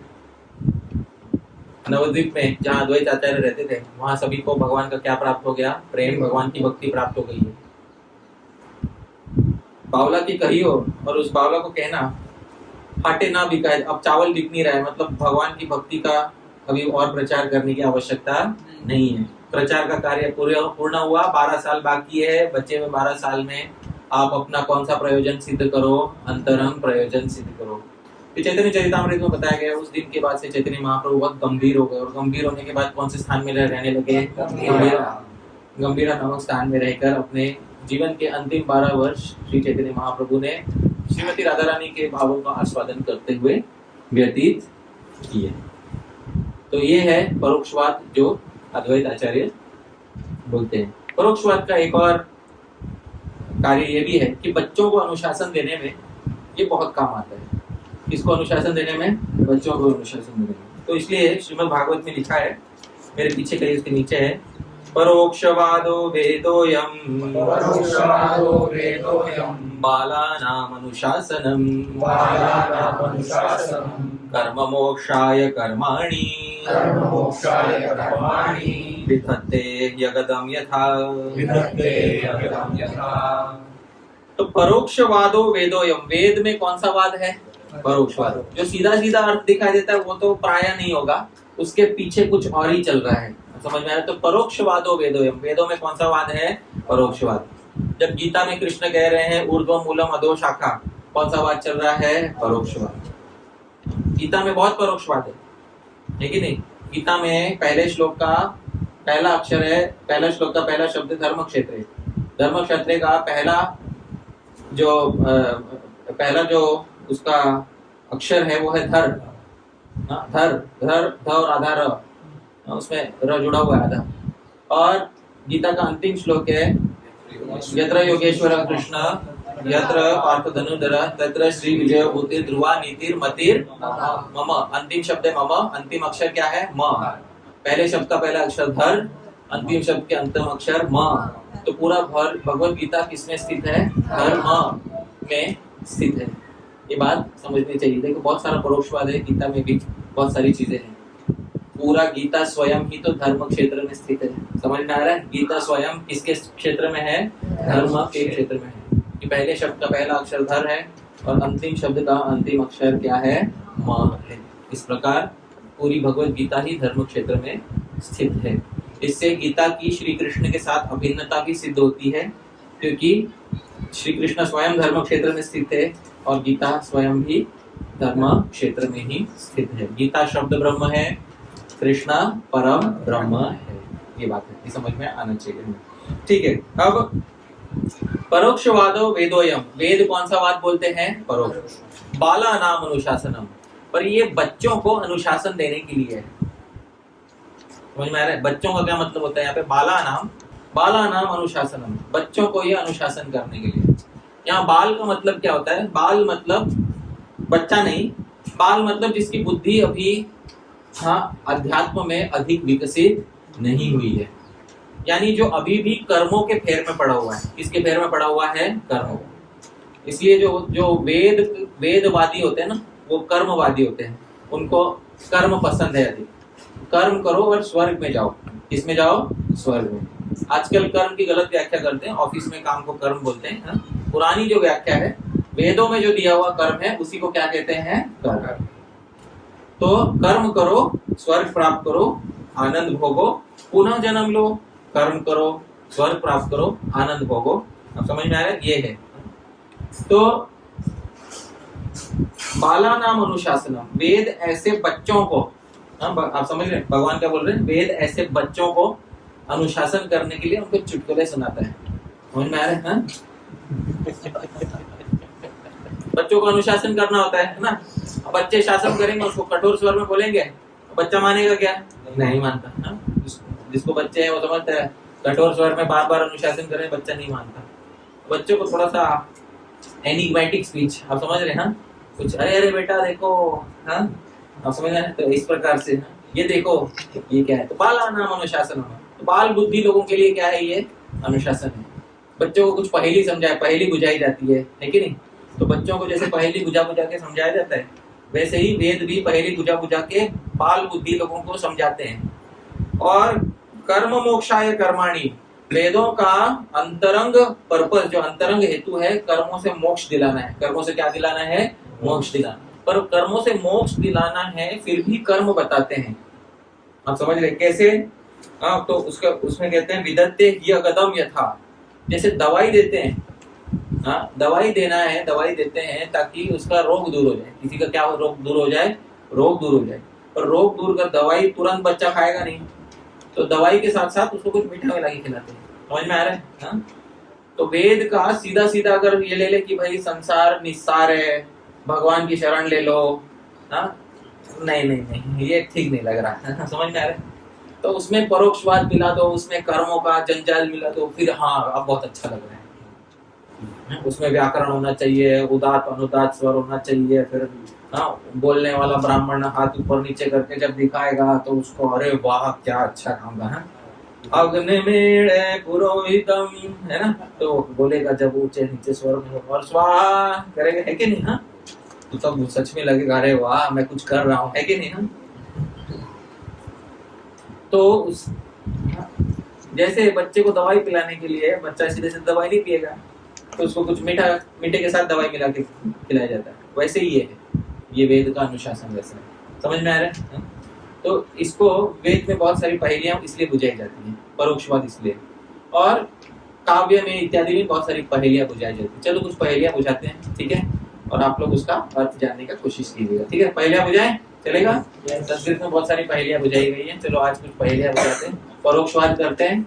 आप लोग अर्थ निकालने का प्रयास कीजिएगा सब लोग। मेरे पीछे पीछे मैं पहेली बोलूंगा, आप लोग उसका उत्तर देना तो तुरंत जोर से नहीं बोल देना, हाथ उठाना, ठीक है? सबका मजा मत खराब करो, ठीक है? हाँ? और जिसने यदि कहीं पहले उत्तर सुन रखा है वो चुप रखो। हाँ, उत्तर यदि यहीं पे समझ में आए तो बोलना, समझ में आ रहा है, पहले से उत्तर मालूम है तो नहीं बोलना। हाँ? वो चीटिंग मत करना, ठीक है? पीछे पीछे मेरे दोहराइए। कस्तूरी जायते कस्मात्, कस्तूरी जायते कस्मात्, मोहन्ति करिणाङ्कुलं, मोहन्ति करिणाङ्कुलं, किं कुर्यात् कातरो युद्धे, किं कुर्यात् कातरो युद्धे, मृगात् सिंहः पलायते, मृगात् सिंहः पलायते। कस्तूरी जायते कस्मात्, कस्तूरी किससे पैदा होती है? नाभि से, है ना? संदीप प्रभु बोल रहे कहाँ से पैदा होती है? मेरी नाभि से तो नहीं होती। किसकी, कहाँ से होती है? ठीक है। कोहंती करिणाम कुलम, हाथियों के पूरे झुंड को कौन मार सकता है? सिंह। और किम कुर्यात कातरो युद्धे, डरा हुआ आदमी युद्ध में क्या करता है? भाग जाते, पलायते। हाँ, तो तीनों का उत्तर चौथी पंक्ति में दिया हुआ है। मृगात् सिंह पलायते, और चौथे शब्द का अर्थ भी है, हाँ, कि हिरण को देख के सिंह भाग गया। समझ में आ रहा? चौथे का अर्थ समझ में नहीं आता। मृगात् सिंह पलायते मतलब हिरण से कौन भाग गया? सिंह भाग गया। तो चौथे का अर्थ समझ में, पर चौथा जो है, तीनों शब्द जो है पहले तीन पंक्तियों के उत्तर है। तो कस्तूरी जायते कस्मात्, कस्तूरी किससे पैदा होती है? मृगात्। किससे पैदा होती है? हिरण से पैदा होती है। को हंती करिणाम कुलम, और हाथियों के झुंड को कौन मार देता है? दूसरा शब्द क्या है? सिंह। और तीसरा जो है कि किम कुर्यात कातरो युद्धे, डरा हुआ आदमी युद्ध में क्या करता है? पलायते। तो मृगात् सिंह पलायते, आप समझ में आ रहे हैं? ये एक प्रकार का कौन सा वाद है? परोक्षवाद है, क्योंकि चौथे का अर्थ सीधा सीधा समझ में नहीं आएगा। चौथा जो है कुंजी है, पहले तीन वाक्यों की कुंजी चौथे में दी हुई है, ये है परोक्षवाद। चलो दूसरा, ये तो आसान था, ठीक है? अब थोड़ा कठिन करेंगे। अपदो दूरगामी च, अपदो दूरगामी च, साक्षरो न च पंडितः, साक्षरो न च पंडितः, अमुखः स्फुटवक्ता च, अमुकः स्फुटवक्ता च, यो जानाति स पंडितः, यो जानाति स पंडितः। अपदो, इसके पैर नहीं है पर दूरगामी, बहुत दूर तक जाता है। ध्यान से सुनो, इसके पैर नहीं है पर ये क्या करता है? बहुत दूर तक जाता है। साक्षरो, साक्षर है, हाँ, मतलब सब अक्षर जानता है, पर न च पंडित, पर पंडित नहीं है, ठीक है? अमुख, इसको मुंह नहीं है। स्फुट वक्ता च, पर बहुत स्पष्ट बोलता है। यो जानाति, जो जानता है इसको, वो पंडित है, ठीक है? अभी आपका उत्तर पहले आप लोग सब सोचिए। आपको तो पता है, आप चीटिंग मत करो, आपको भी पता है। चलो, आपको पता है पहले से? नहीं, बोलिए क्या है? टाइम नहीं, मन नहीं, हाँ, सब डिक्शनरी में सब ट्राई करना, ऐसे थोड़ी होगा। राजपुरी सूत्र में जानते नहीं? हाँ, आवाज नहीं, आप जानते हो? बोलिए क्या उत्तर है? हाँ, पत्र, समझ रहे हैं? हाँ, अपदो दूरगामी च, इसके पैर नहीं होते पर ये बहुत दूर तक जाता है। साक्षरो न च पंडित, सभी अक्षर है इसमें पर ये पंडित नहीं है। और अमुख, इसको मुंह नहीं है। स्फुट वक्ता च, पर बहुत स्पष्ट बोलता है। ये पत्र होता है, क्या होता है? ये पत्र है। यो जानाति, जो जानता है, सब पंडित है, वो पंडित है। परोक्षवाद, आपके सामने सामने क्या चल रहा है? परोक्षवाद, ठीक है? चलो अगला वाला, अगली पहली बुझाते हैं। नर नारी समुत्पन्ना, शास्त्री देह विवर्जिता, अमुखी कुरुते शब्दम, जात मात्रा विनश्यति। अच्छा, ध्यान से सुनिए, एक स्त्री है, नर नारी समुत्पन्ना, ये पुरुष और स्त्री के मिलने से उत्पन्न हुई है, पैदा हुई है, ठीक है? एक स्त्री है जो पुरुष और स्त्री के मिलने से पैदा हुई है, ठीक है? पर देह विवर्जिता, इसको शरीर नहीं है। इस स्त्री को क्या नहीं है? शरीर नहीं है। और अमुखे कुरुते शब्दम, इसको मुंह भी नहीं है पर बहुत बड़ा शब्द करती है, बहुत आवाज करती है। और जात मात्रा विनश्यति, पैदा होते ही नष्ट हो जाती है, पैदा होते ही मर जाती है। अब बोलो कौन है, आपको पता है पहले से? पता नहीं, तो समझ में आ गया। ठीक है, आप रुकिए, बाकियों को थोड़ा समय लेने दीजिए। इसको होता ना हाँ समझ में आ गया, नहीं समझ आया?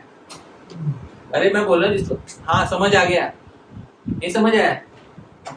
चुटकी, हाँ समझ में आ रहा है? हाँ नर नारी समुत्पन्ना, नर अंगूठा जो है, अंगुष्ठ पुल्लिंग शब्द होता है, और ये मध्यमा होती है। ये कौन सी उंगली होती है? मध्यमा। तो नर नारी समुत्पन्ना, ये नर और नारी के जोड़ी से उत्पन्न होती है, ठीक है। और देह विवर्जिता, इसको खुद को शरीर होता है क्या? चुटकी को नहीं होता। मुखी, इसको मुंह होता है क्या? नहीं, फिर भी कुरुते शब्दम, आवाज करती है कि नहीं? और जात मात्रा, पैदा होते ही क्या हो जाती है? विनश्यति। समझ आए? और कुछ इसको ये 5 पांडवों से उत्पन्न होता है। ठीक है, सही पहली वाला। ठीक है, अगला वाला थोड़ा आसान होगा, ठीक है। वृक्षस्याग्रे फलं दृष्टम्, फलाग्रे वृक्ष एव च, अकारादि सकारान्तम्, यो जानाति स पंडितः। वृक्षस्याग्रे फलम, पेड़ के ऊपर फल, और उसके बाद कहा है फलाग्रे वृक्ष, और फल के ऊपर पेड़, पेड़ के ऊपर फल, फल के ऊपर पेड़। अकारादि सकारांतम, अ से शुरू होता है, स से अंत होता है इसका। जो जानता है वो पंडित है। हाँ, अनानास, आप समझ में आया? हाँ, सब पंडित है। हाँ, यो जानाति, इसलिए तो बोलते हैं कि कृष्ण वर्णम विशाख कृष्णम सांगो मांगा श्री पार्षदम यज्ञ संकीर्तन प्राय यजंती ही। सब लोग जान, सब पंडित लोग ही बैठे हैं यहाँ पे, है कि नहीं? और विद्वान कोई नहीं है यहाँ पे, ठीक है। तो इसका उत्तर क्या है? अनानास। चलो ठीक है, ऑल राइट, आगे बढ़ते हैं। कृष्णमुखी न मार्जारी, विजिह्वा न च सर्पिणी, पंचभर्त्री न पांचाली, यो जानाति स पंडितः। कृष्णमुखी काले मुंह वाली होती है, पर मार्जारी बिल्ली नहीं है। समझ में आ रहा है? इसका मुंह काला है पर ये बिल्ली नहीं है। अच्छा, द्विजिह्वा, इसके कितने जीव है? न च सर्पिणी, पर ये हाँ सर्पिणी नहीं है। सांप तो पुल्लिंग होता है, सर्पिणी स्त्रीलिंग होती है। मतलब ये कोई स्त्री है तो मुंह काला है पर बिल्ली नहीं है। 2 जीवा है पर सर्पिणी नहीं है। पंचभर्त्री, इसको 5 पुरुष संभालते हैं। न च पांचाली, पर ये पांचाली नहीं है। यो जानाति, जो जानता है इसको वो कौन है? पंडित। पंडित है। बोलिए कौन जानता है? आप तो पहले से जानते हो, आप भी पहले, आप दोनों चीटिंग करके आ रहे हैं। ये दोनों वो हैं जो एग्जाम में चीट लेके बैठते हैं।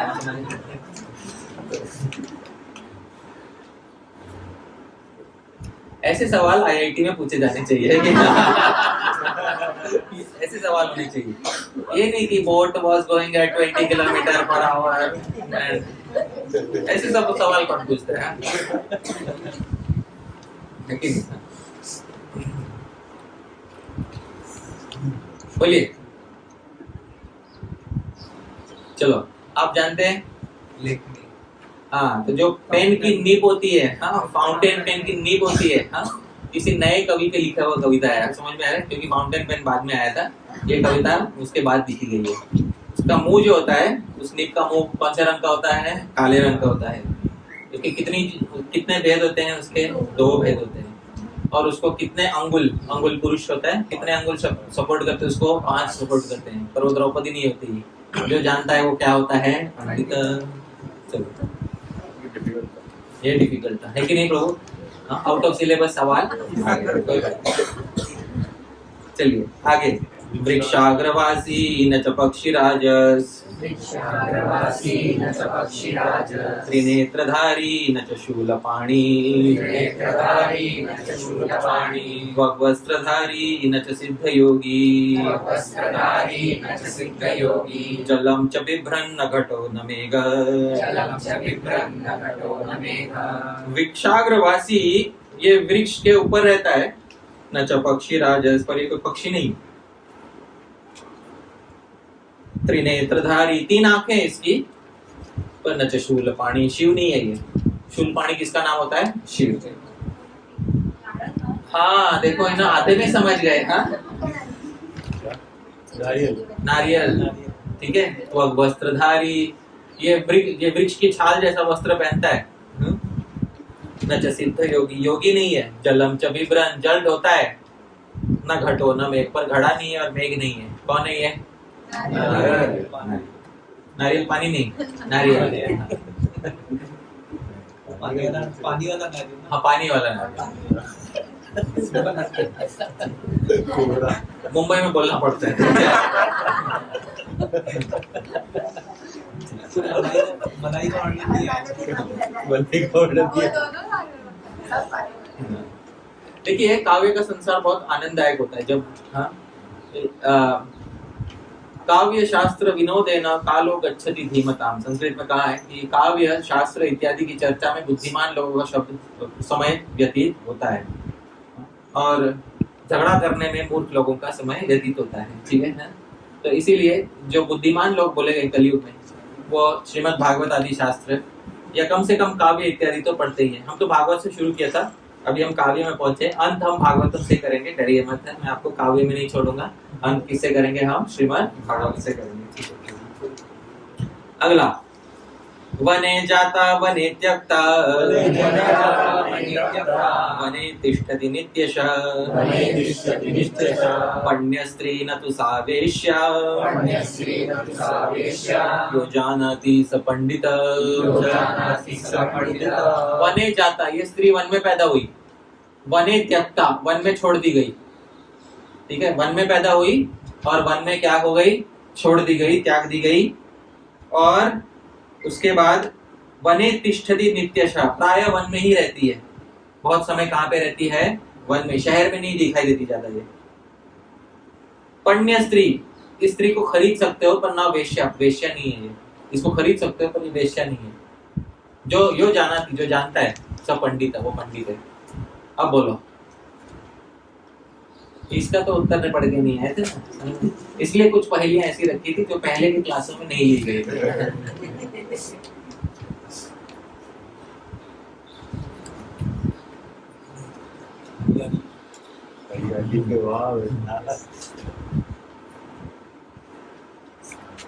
उत्तर बताऊं? ठीक है, ज्यादा समय नहीं, एक थोड़ा ज्यादा समय नहीं रखूंगा, ठीक है? लेक्चर रिकॉर्ड हो रहा है। उत्तर है नौका। क्या है? नौका, नाव। वने जाता, वन में पैदा होती है लकड़ी से। वने त्यक्ता, प्राय वन में ही छोड़ दी जाती है। जब टूट जाती है वन में छोड़ देते हैं इसको। और उसके बाद क्या लिखा है? वने तिष्ठति नित्य, प्राय वन में ही रहती है, शहर में ज्यादा दिखाई नहीं देती। पण्य स्त्री, इसको खरीद सकते हो पर यह वेश्या नहीं है। जो जानता है वो क्या है? पंडित। परोक्षवाद। ठीक है, चलो। एक चक्षुर्न काकोयम बिलम इच्छन्न पन्नगः क्षीयते वर्धते चैव न समुद्रो न चंद्रमा। एक चक्षु, एक आंख वाला है पर न कौवा नहीं है। कौवे को कितनी आंख होती है?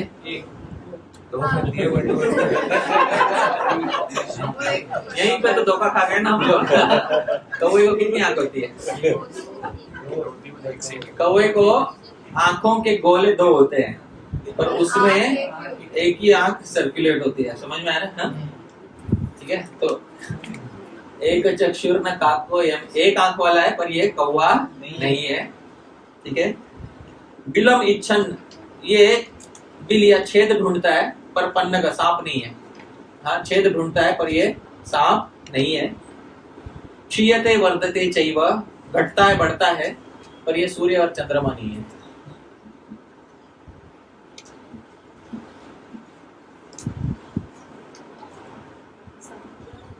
नहीं, समुद्र को एक आंख कहाँ होती है?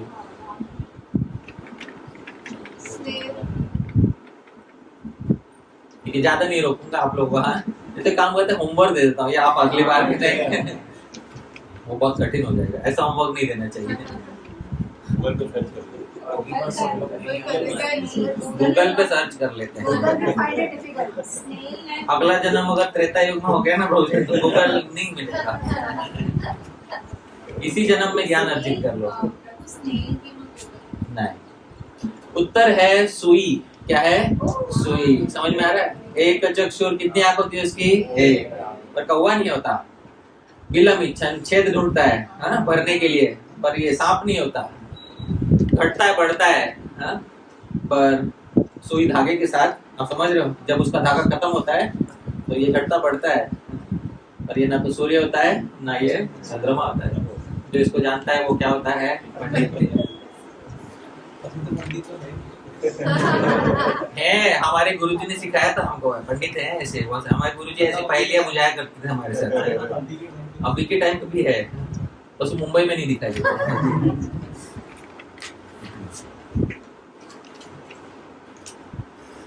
तो ये तो सब सुभाषित है। अब श्रीमद् भागवत में भी जब काव्य का प्रयोग होता है, तो अंत में कुछ 2-3 पंक्तियां मैं सुनाना चाहूंगा, और परोक्षवाद का प्रयोग होता है तो बहुत आनंद आता है। तो जब श्री कृष्ण सबसे पहले उठा के वंशी बजाने लगे, तो टीकाकार श्री हरिसूरी जी पूछते, भगवान ने वंशी क्यों बजाई?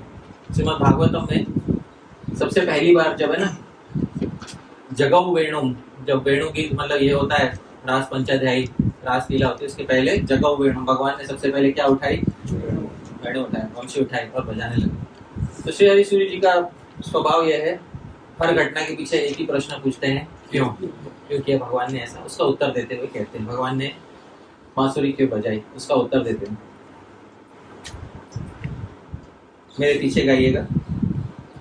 मुक्तोदयो जनियता सजडः कुवंशो, मुक्तोदयो जनियता सजडः कुवंशो, स्थितं न युक्तमिति दीनदयाकरेण, स्थितं न युक्तमिति दीनदयाकरेण, कृत्वा च तन्मुखमुतोपमुखं व्यबोधि, सोपांश्वरादिगुरुणा निजमुख्यमन्त्रः, सोपांश्वरादिगुरुणा निजमुख्यमन्त्रः। देखिए श्री हरिसूरी कहते हैं, भगवान ने देखा कि ये जो वेणु है मुक्तोदयो, इस पे मुक्ता का उदय हुआ है।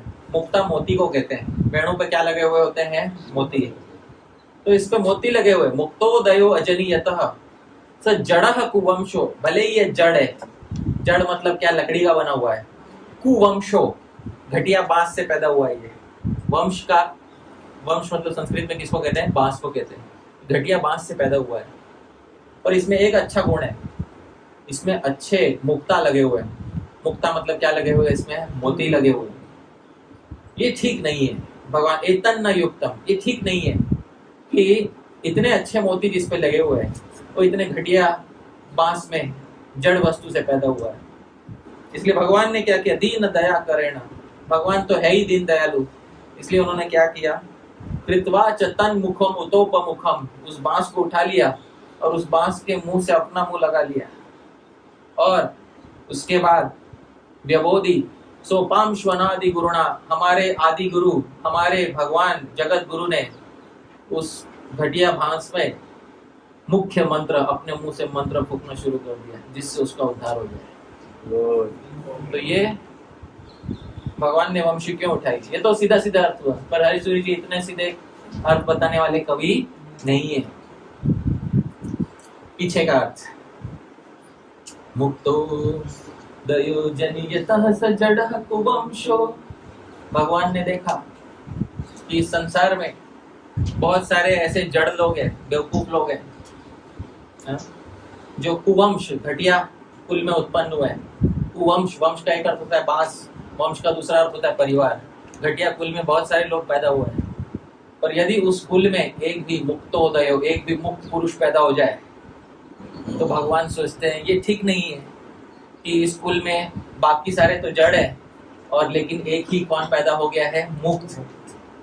अब पूरे कुल का उद्धार करना पड़ेगा, इसलिए भगवान गुरु बनकर उस कुल के उस एक व्यक्ति को मुख्य मंत्र, अपना मंत्र देते हैं, हरे कृष्णा कृष्णा कृष्णा हरे हरे हरे राम राम राम हरे हरे। और गुरु रूप में प्रकट होके उस पूरे वंश का क्या कर देते हैं, उद्धार कर देते हैं। तो ये है परोक्षवाद भगवान की सेवा में।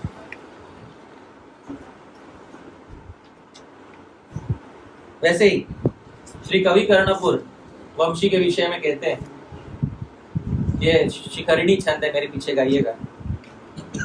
सरंध्रानीरंध्रा भवति मुखरागैर्मधुपते सरंध्रानीरंध्रा भवति मुखरागैर्मधुपते कठोरा सारस्यं गमयति कठोरान्तरमपि कठोरासारस्यं गमयति कठोरान्तरमपि अतूष्णीकातूष्णीकयति मृगपक्षी प्रभृतिकम्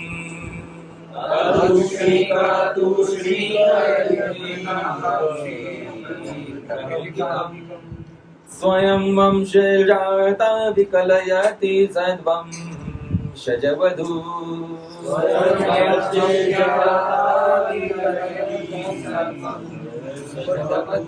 तो जब भगवान वंशी बजाने लगे तो गोपियां क्या बोलती हैं, इसको कवि कर्णपुर आनंद वृंदावन चंपू में बताते हैं। गोपियां कंप्लेंट करती है, मतलब द्वेष रखती है उस वंशी से। सरंध्रा नीरंध्रा भवति मुखरागैर्मधुपते, है तो सरंध्रा, इसमें बहुत छेद है। छेद का मतलब होता है दोष, छेद का मतलब क्या होता है, दोष। इसमें बहुत छेद है। नीरंध्रा, पर एकदम दोष मुक्त गाती है ये। किसके संपर्क में आने के बाद, हाँ, मधुपति, हाँ, श्री कृष्ण के, हाँ, मुख राग, यानी भगवान के मुख अमृत के संपर्क में आने पे ये बहुत दोष वाली होने पे भी निर्दोष होकर गाती है। देखो कैसी है ये, स्वभाव पलट गया इसका। और कठोरा सारस्यम, है तो कठोर बहुत ही है, क्योंकि वंशी क्या होती है, बाहर से बहुत कठोर होती है, पर इतनी सरस हो गई है ये अभी, है कि नहीं। कठोर का एक अर्थ होता है कड़क, कठोर का दूसरा अर्थ होता है जिसके हृदय में कोई रस नहीं हो। समझ में है तो ये कठोर, पर अब कितनी सरस जान पड़ रही है, लगता है किसी ने अभी अभी इसमें रस भर दिया है। अतूष्णीकातूष्णीकयति मृगपक्षी प्रभृतिकम्। अतूष्णिका, ये तो चुप बैठती नहीं, बड़ी बड़ी आवाज करती है, पर तूष्णिकयति, बाकी सारे जानवरों पक्षियों को पूरा चुप करा देती है बचने के बाद, है कि नहीं। स्वयं वंशे जाता, खुद तो वंश में पैदा हुई है। वंश का मतलब क्या होता है, बांस। वंश का दूसरा मतलब क्या होता है, अच्छा परिवार। स्वयं वंशे जाता, खुद तो अच्छे परिवार में पैदा हुई है। विकलयति, और हम जैसे अच्छे कुल में पैदा हुए वधुओं को हमारे वंश से गिरा रही है ये, है कि नहीं। हाँ, क्या स्वभाव है इसका, देखो। ये है कवि कर्णपुर। तो बोले ना, ये ऐसे कवि है, कर्णपुर है, आभूषण ही है कवियों के कुल के। अंत में श्री हरिसूरी जी इसी गोपियों के कंप्लेंट को एक दूसरे भाव से प्रकट करते हुए कहते हैं, ये बहुत अच्छा भाव है ये, ठीक है। ये शार्दूल विक्रीडित छंद है, आज का अंतिम में है ये श्लोक। सौधम धाम मुखाम्बुजं भगवतो वक्त्रांसव प्राशनम्। सौधं धाम मुखाम्बुजं भगवतो वक्त्रांसव प्राशनम्। शय्याचाधर पल्लवोऽथ मृदुलाङ्गुष्ठस्तदुच्छीर्षकम्। शय्याचादर पल्लवोऽथ मृदुलाङ्गुष्ठस्तदुच्छीर्षकम्। अंगुल्यस्तव सेवने निरलसा ब्रूमहति मन्यत् सुखम् अंगुलस्तव सेवने रसा ब्रूमः सुखम् हा हा वैरिणे तथापि मुरले त्वां नैति निद्राभिकिम्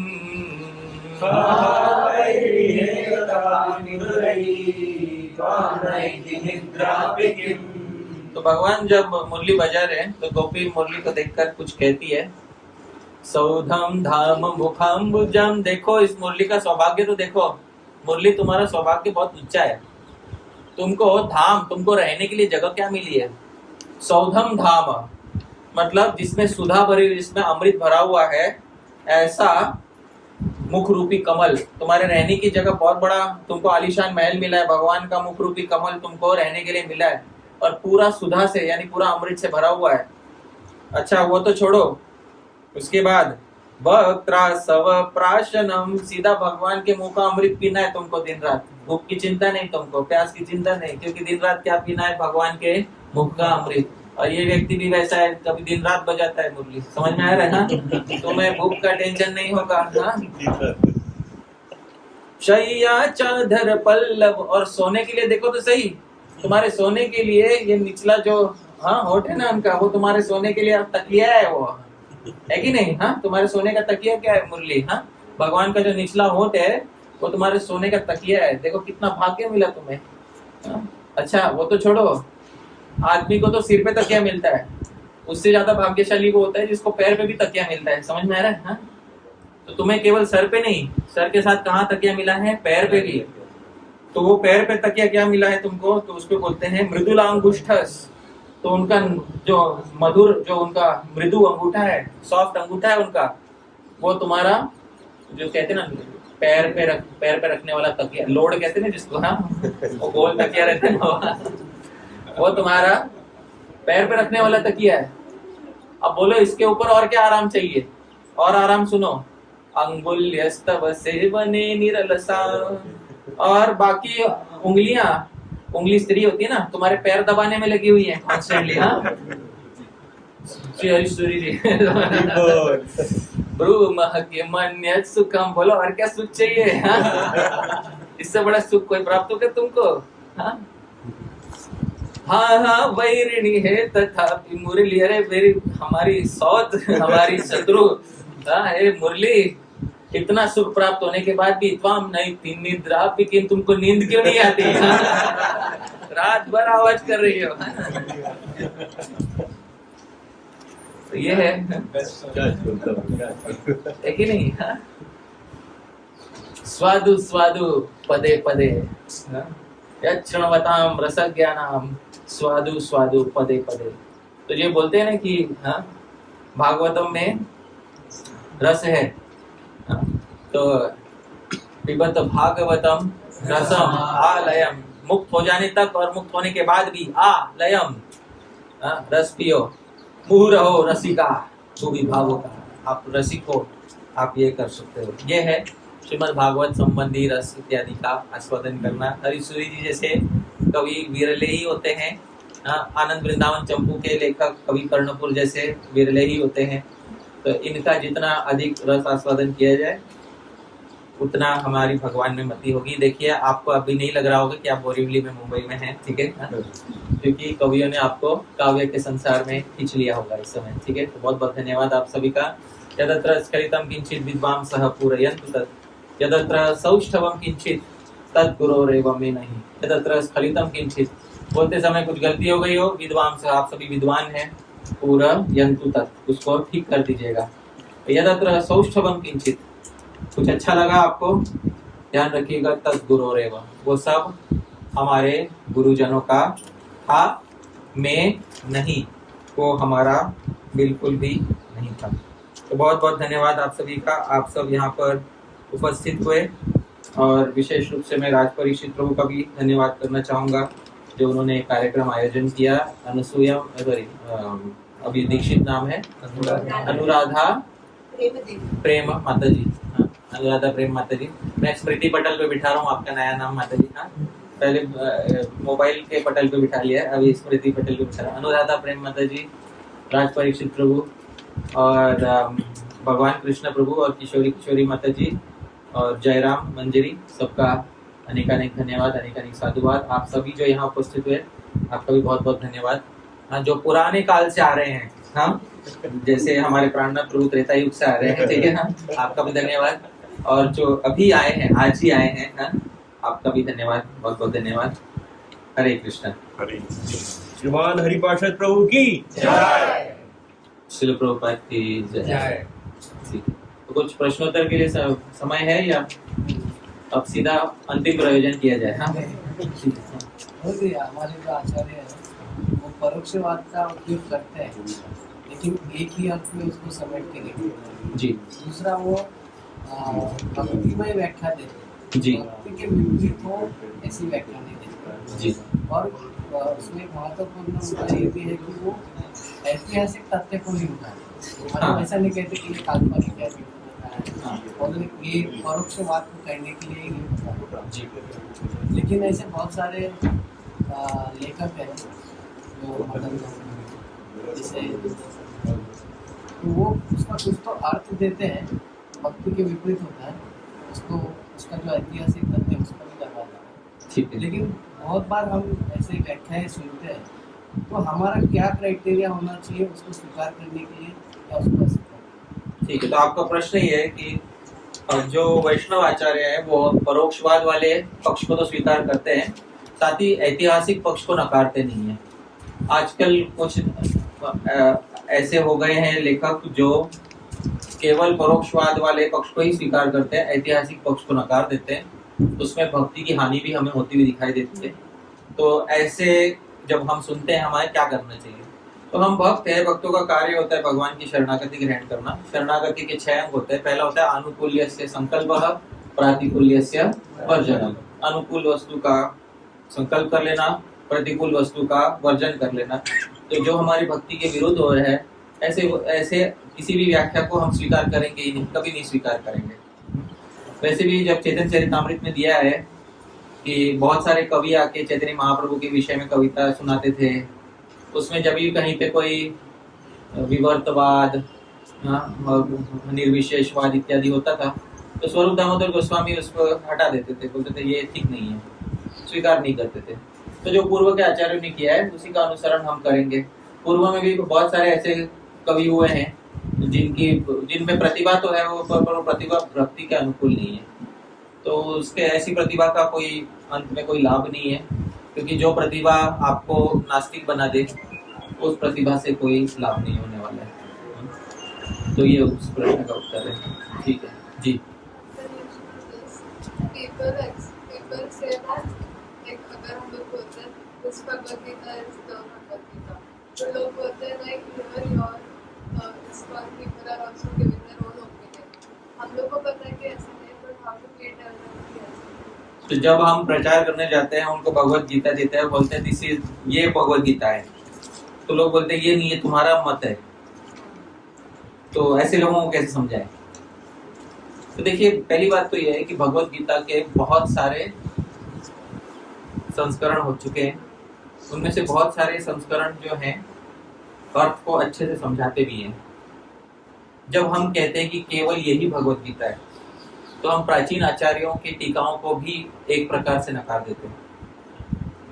क्या श्रील श्रीधर स्वामी की Bhagavad Gita as it is नहीं है क्या? नहीं, आया नाम है, उत्तर दीजिए। क्या श्रील विश्वनाथ चक्रवर्ती ठाकुर जी के द्वारा भगवद गीता टीका एज इट इज है कि नहीं है? क्या श्रील बलदेव विद्याभूषण जी की Bhagavad Gita as it is है कि नहीं है? और जो बाजार में गीता आती है सिर्फ श्लोक में, टीका कुछ नहीं है, सिर्फ श्लोक छपे होते हैं, वो एज इट इज है कि नहीं है? वो भी एज इट इज, आप समझ ना। तो बात यह है कि जब इतने सारे एज इट इज हैं, तो हमें हमारा जो हम जैसे लोगों को प्रचार करते हैं उसका थोड़ा तरीका बदलना चाहिए। चलो, प्रभुपाद जी से एक बार गीता जब पूरी लिख ली गई, उसके बाद प्रभुपाद जी से पूछा गया अगला आप कौन सा ग्रंथ लिखना चाहेंगे? तो प्रभुपाद जी ने कहा मैं गीता लिखना चाहूंगा। तो प्रभुपाद जी, आप तो गीता लिख चुके हैं। तो बोले नहीं, गीता में बहुत सारे परिप्रेक्ष्य, बहुत पर्सपेक्टिव्स हैं। उसमें श्री विश्वनाथ चक्रवर्ती ठाकुर का परिप्रेक्ष्य है, श्री बलदेव विद्याभूषण जी का, वो तो अभी हमने उसका स्पर्श भी नहीं किया है। तो प्रभुपाद जी चाहते थे कि गीता के अनेक संस्करण हों। तो ये किस किसने ये सुना है कि प्रभुपाद सुना है ना? हाँ, सरेंडर टू मी में दिया जी। तो बहुत सारे भगवत गीता चाहते थे वो। तो जब हम कहते हैं कि ये भगवत गीता है तो हमें कहना चाहिए कि ये एक प्रामाणिक भगवत गीता है, ऐसा कहना चाहिए, यही एक है। वो तो वैसे हो गया ना जैसे वो मेरा भगवान सच्चा बाकी के भगवान झूठे तो वो हो गया ना। हाँ, ये वो वाला मानसिकता नहीं होनी चाहिए हमारे अंदर, ठीक है? क्योंकि जो सच्चा धर्म होता है, एकम सत्विप्रा बहुधा वदन्ति, एक सच को ब्राह्मण अनेक अनेक रूप से समझाते हैं। तो ये हमारे अंदर उदार वृत्ति होनी चाहिए। नहीं तो क्या होगा, केवल एक ही गीता है, बाकी गीता नहीं है, तो बाकी लोग क्या कर रहे थे अब तक? इसका मतलब एक्चुअल गीता केवल 1970 के बाद ही आई, समझ में? उससे पहले जो श्रीधर स्वामी, श्री रामानुजाचार्य, श्री मध्वाचार्य, ये सब क्या कर रहे थे? प्रभुपाद जी हाँ कहते हैं। तो हमें हमारा तरीका बदलना चाहिए, थोड़ी उदार वृत्ति दिखाएंगे तो लोग भी हमें स्वीकार करेंगे, और जितनी संकुचित वृत्ति दिखाएंगे उतना लोग भी हमें अस्वीकार करेंगे। तो थोड़ी उदार वृत्ति, थोड़ा ब्रॉड माइंडेडनेस दिखाने की आवश्यकता है। लाइक वो बोनाफाइड वाला शब्द प्रामाणिक होना चाहिए, बट लाइक मैं पुराने आचार्य के साथ कंपेयर करती in the market, like when people are reading like Devdutt Pattanaik है, रियल जोन, ऐसे बहुत सारे ऑथर्स हैं। तो आप ऐसा कह सकते हैं कि आजकल बहुत सारी गीताएं हो गई हैं जो प्राचीन टीकाओं पे आधारित नहीं है। ये जो भगवत गीता है, ये प्राचीन जो भक्ति की व्याख्याएं हैं, श्री विश्वनाथ चक्रवर्ती, श्री बलदेव विद्याभूषण, इनकी टीकाओं पर आधारित ये गीता है, ठीक है? आप ऐसा कह सकते हैं। हम हमारी जो अथॉरिटी है, हमारा जो बोनाफाइडनेस है, हमारा बोनाफाइडनेस किसकी वजह से, हम प्रामाणिकता हमारी किस वजह से, हम किसका पालन कर रहे हैं? परंपरा का पालन कर, इसलिए प्रामाणिकता है। तो ये परंपरागत भगवत गीता है, आप समझ रहे हैं? ये कहना आवश्यक है यहाँ पे। वो परंपरा इसलिए दी हुई है उस गीता के आरंभ में, क्योंकि गीता क्या है? परंपरागत गीता है। वैसे एक और आती है, यथारूप गीता आती है, लेकिन उसमें वो कोई वैष्णव परंपरा से संबंधित नहीं है। वो एक और यथारूप आती है गीता, सर्च मत करना, हाँ बोलो, इन्होंने पढ़ रखी है। प्रभु जी के पास बहुत खाली समय होता है, मैं और प्रभु जी यही काम करते हैं। मैं और IYF में यही करते थे कि कौन सी गीता नहीं पढ़नी चाहिए, वो पहले करी तो पढ़ लो। जी प्रभु जी, प्राणनाथ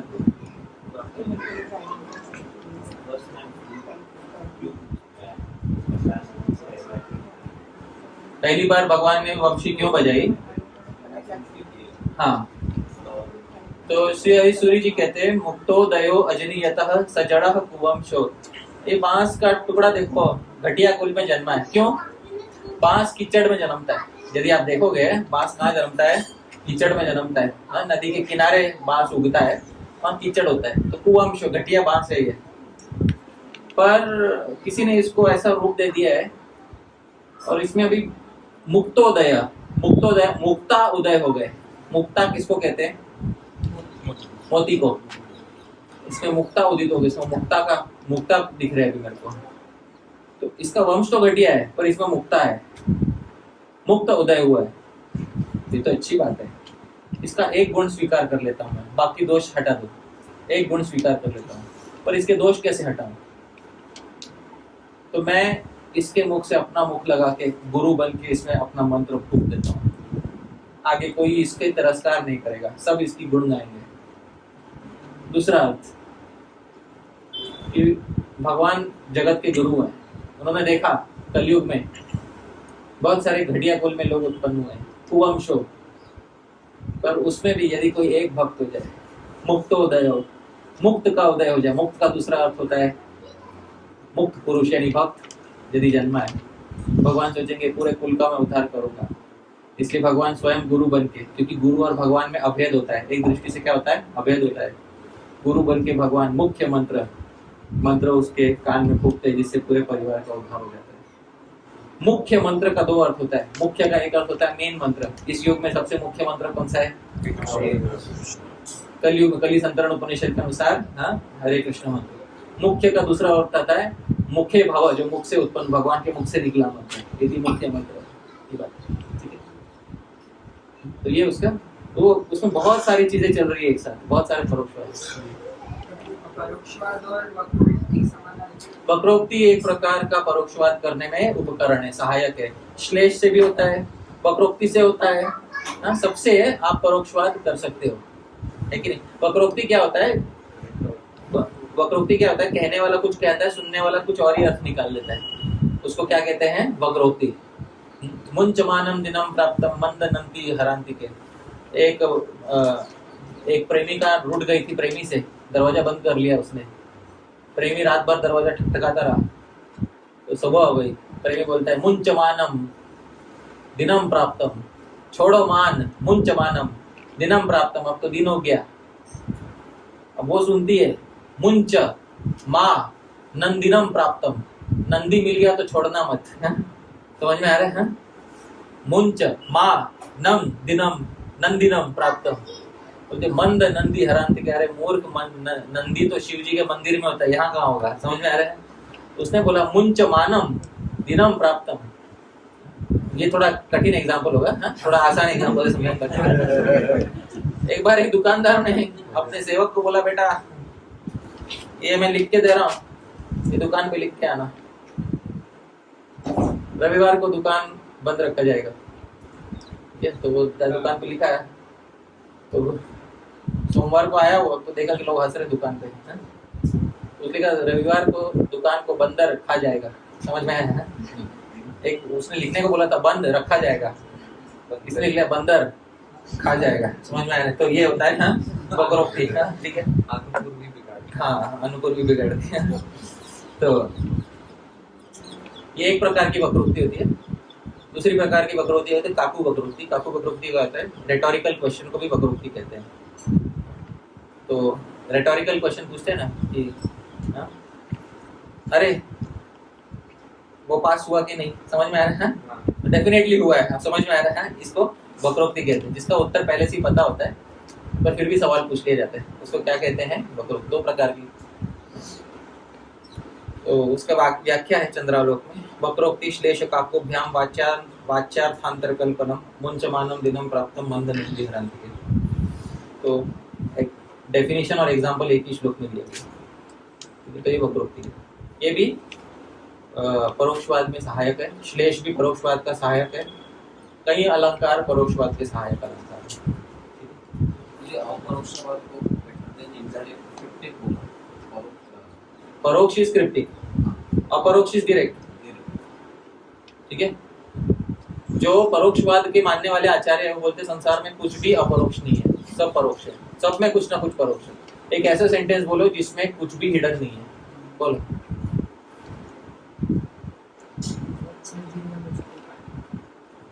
उसमें भी कुछ तो है, कुछ हिडन है।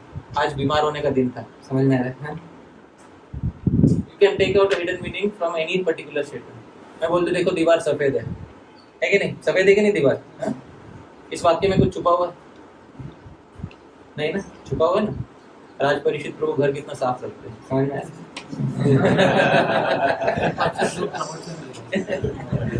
वो तो आपका कार्य है ढूंढना, मेरा कार्य है।